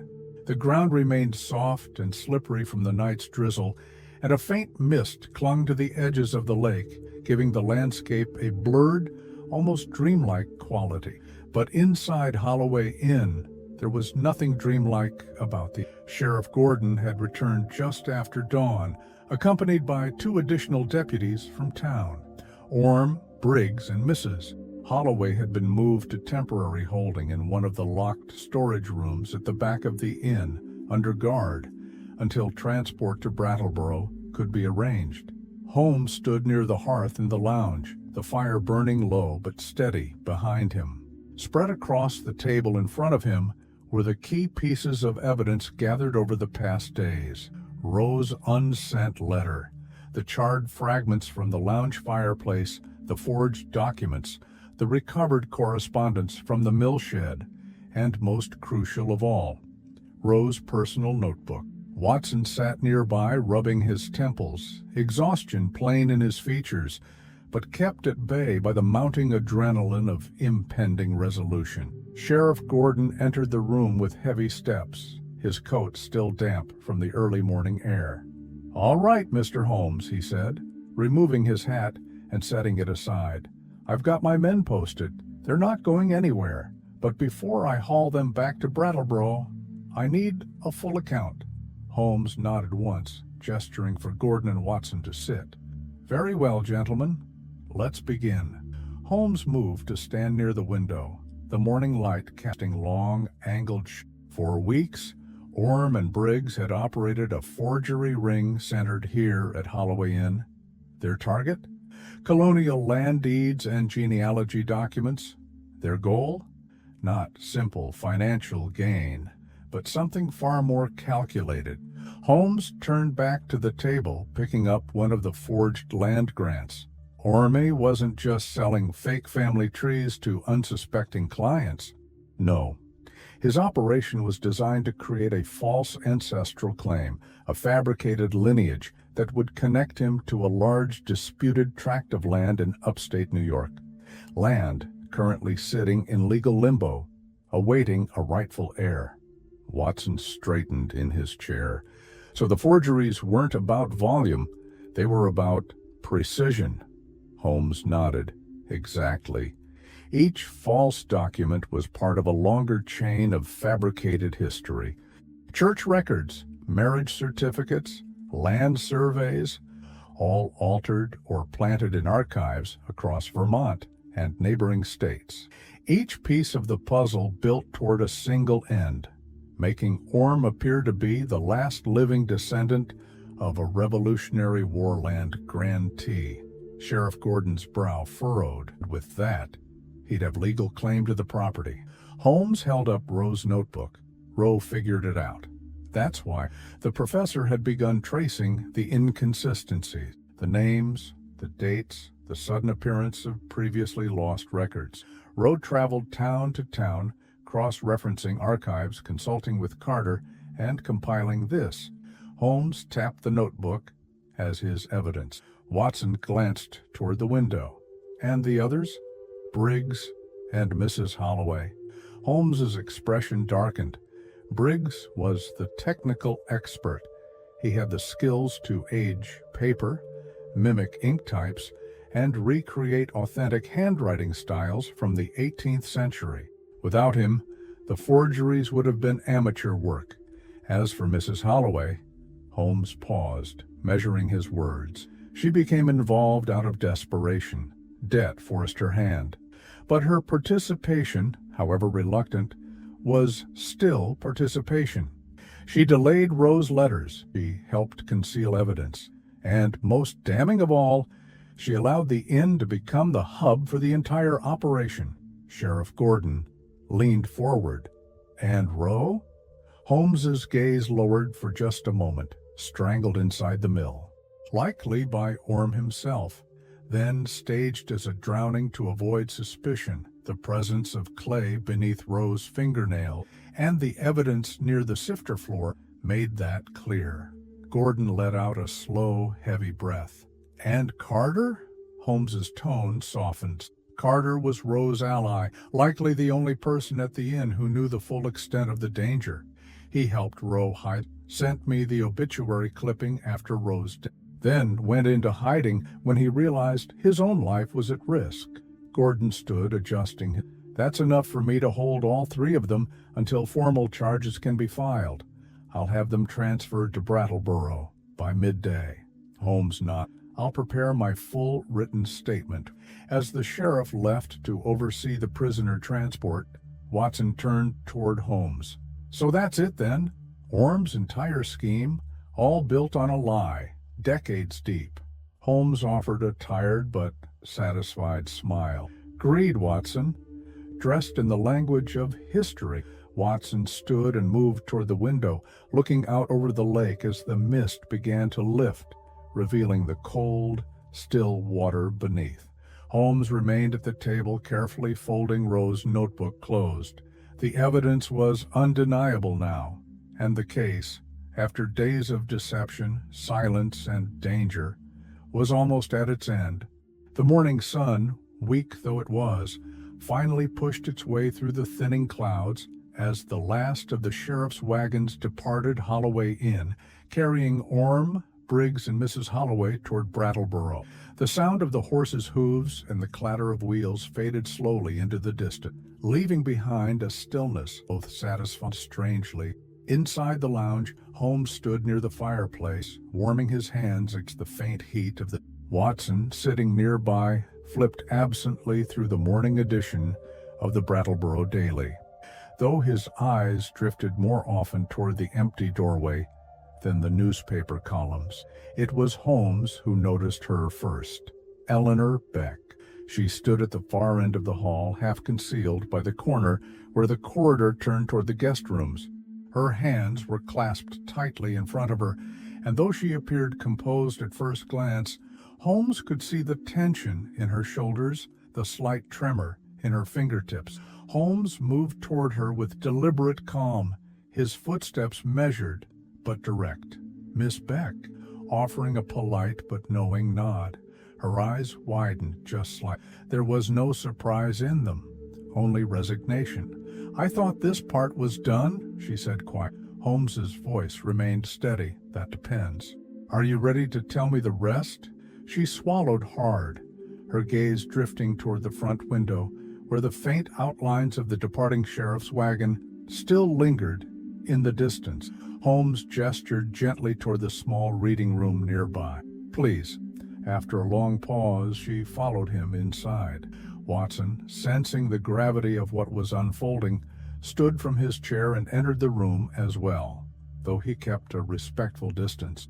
Holmes remained standing, giving Eleanor space to sit if she chose. She didn't. Holmes spoke first. You knew Orme before this week, before Holloway Inn. Eleanor's breath caught, but she nodded. Yes. Holmes continued. You met him in Boston. You rented him a room. Briefly. You thought he was a researcher, a harmless antiques dealer. Her voice, when it came, was soft and filled with regret. I never asked too many questions. He paid cash. He was polite, quiet, always surrounded by books and papers. Her gaze dropped to the floor. It wasn't until after he left that I realized things were missing. Small historical documents, property records from the city archives, things I didn't even know were valuable until months later. Holmes tilted his head slightly. You recognized him the day you arrived here? Her silence answered for her. Holmes pressed on. And when you saw Roe's photo, when you realized what Orm had done, that's when you sent the warrant. Eleanor nodded, her throat tightening. I clipped the obituary myself, wrote the note. Sent it the only way I could think of. Straight to you, Mr. Holmes. I knew Roe had been reaching out to historians and legal archive. When I heard you were staying here, I hoped you'd understand the message. It was too late. Watson, you slipped it into Holmes's mail? Before breakfast that morning? She nodded again. I stayed up all night, waiting for the right moment. I didn't want anyone else to... Holmes stepped closer, his tone softer now. Why didn't you come forward sooner? Eleanor's shoulders sagged under the weight of the question. Because I was afraid they'd blame me.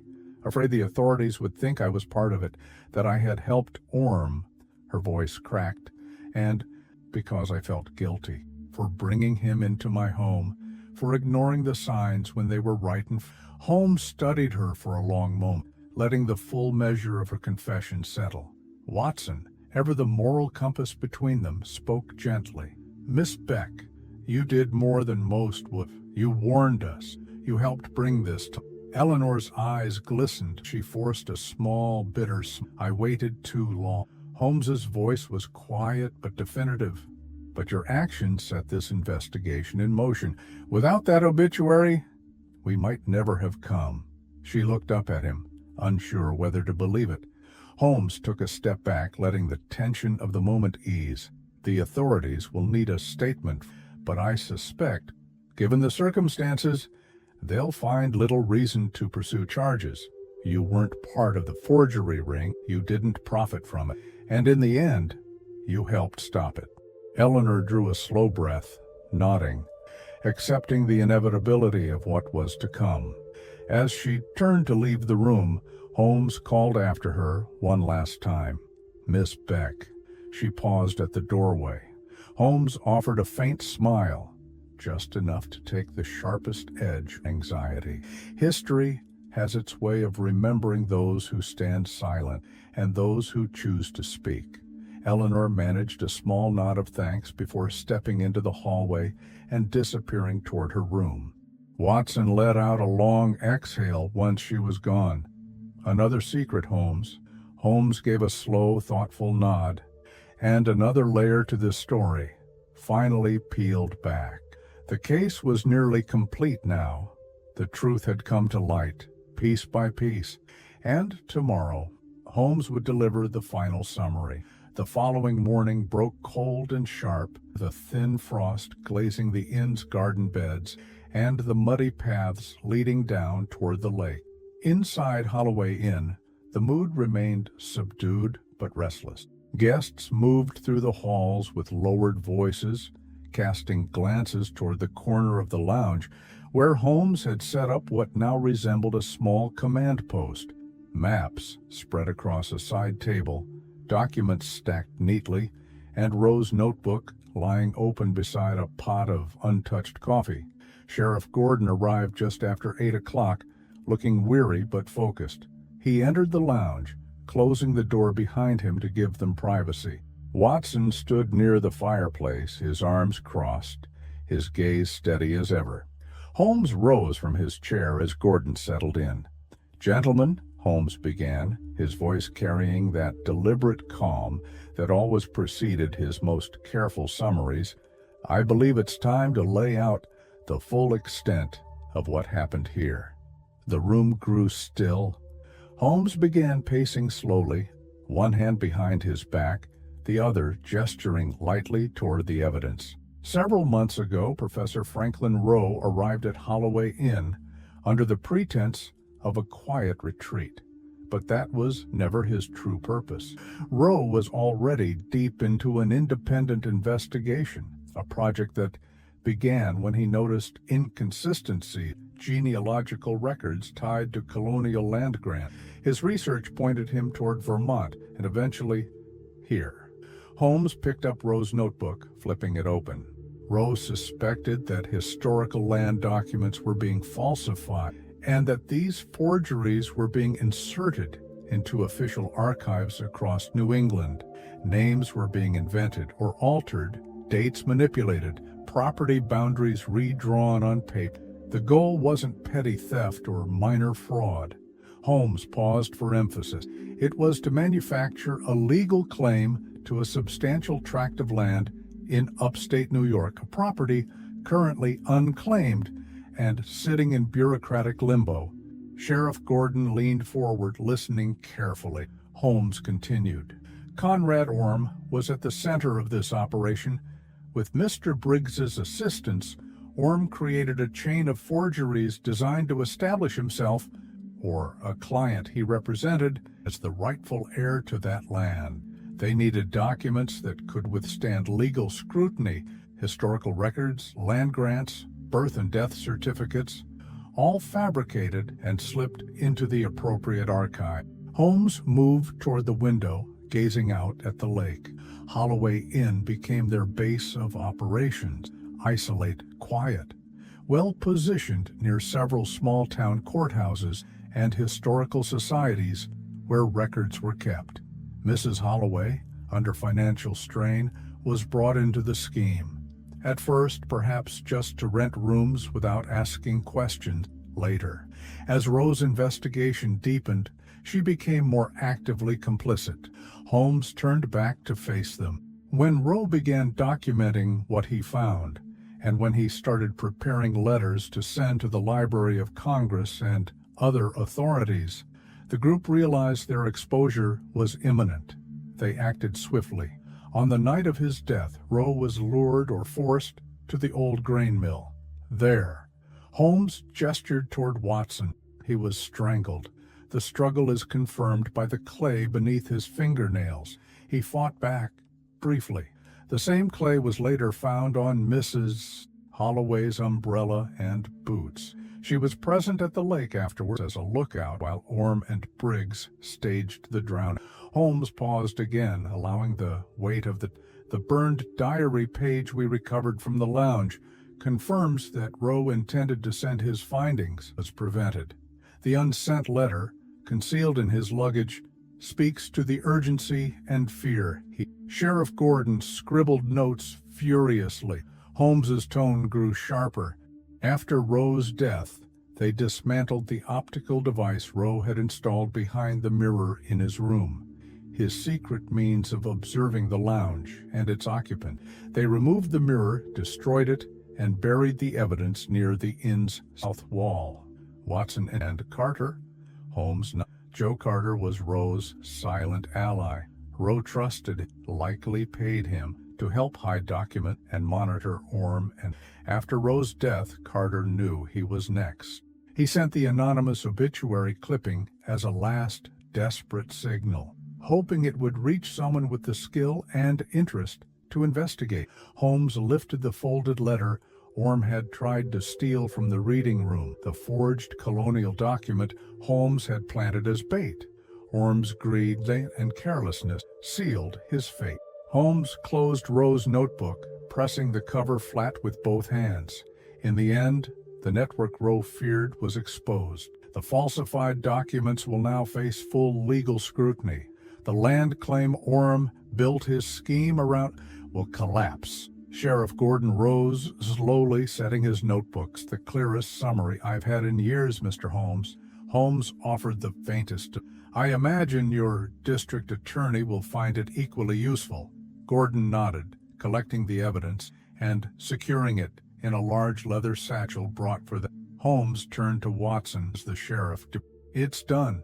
Watson's expression relieved and contemplative. Rowe?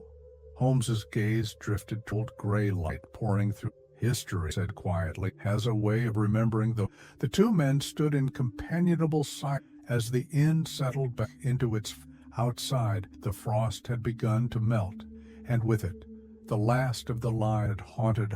The late afternoon sun cast long, slanting beams across the lounge floor, illuminating the worn rugs and faded wallpaper of Holloway Inn in a way that felt softer, almost forgiving. The air had shifted since the morning. The weight of the past week, the lies, the fear, the violence, seemed to be lifting, leaving in its place a tired, brittle calm. Holmes and Watson sat near the fireplace, sharing the quiet space with the muted crackle of the hearth. Their travel bags were packed and resting near the door, the hired carriage scheduled to arrive within the hour to take them to the station in Brattleboro. Watson leaned back in his chair, exhaling slowly. Strange how quickly a place can change. Feels almost peaceful now. Holmes offered no immediate reply. His gaze remained fixed on the window, watching the wind stir the bare branches along the lane. But there was something in his expression, a lingering calculation that hadn't yet settled. After several minutes, Holmes stood and crossed the room toward the front desk. There, resting neatly in the outbox, sat a small stack of outgoing mail prepared for the day's collection. Holmes sifted through it casually. Hotel bills, a letter addressed to a dry goods supplier in Brattleboro, another envelope with handwriting he recognized instantly. Holmes withdrew the envelope carefully. It bore no return address. The recipient's name written in a neat, practiced script, Sherlock Holmes, 21B, Baker Street, London, England. Watson, noticing the change in Holmes's posture, stood and crossed the room. "What is it?" Holmes opened the envelope slowly. Inside was a single sheet of folded paper. No salutation, no signature. Only one line, written in a precise, steady hand. "Consider this my final contribution to setting things right. You were never supposed to come, but I'm glad you did." Watson frowned. "Who?" Holmes didn't answer immediately. Instead, he turned the envelope over, inspecting the corner of the flap. There, nearly invisible against the pale paper, was the faintest impression, a crease from where the original note had been folded, the same fold style as the obituary clipping. Watson's eyes widened slightly. "Miss Beck?" he said slowly. Holmes nodded once. It was her from the beginning. Watson lowered himself back into his chair, letting the realization sink in. "So, she sent the anonymous warning, the obituary.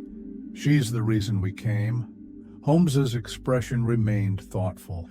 Her connection to Orme in Boston, her guilt, her fear, it all led her to act, never putting her name to anything, never risking public involvement, but always nudging things just enough to force motion. Watson exhaled, shaking his head with a kind of weary admiration. A quiet revenge.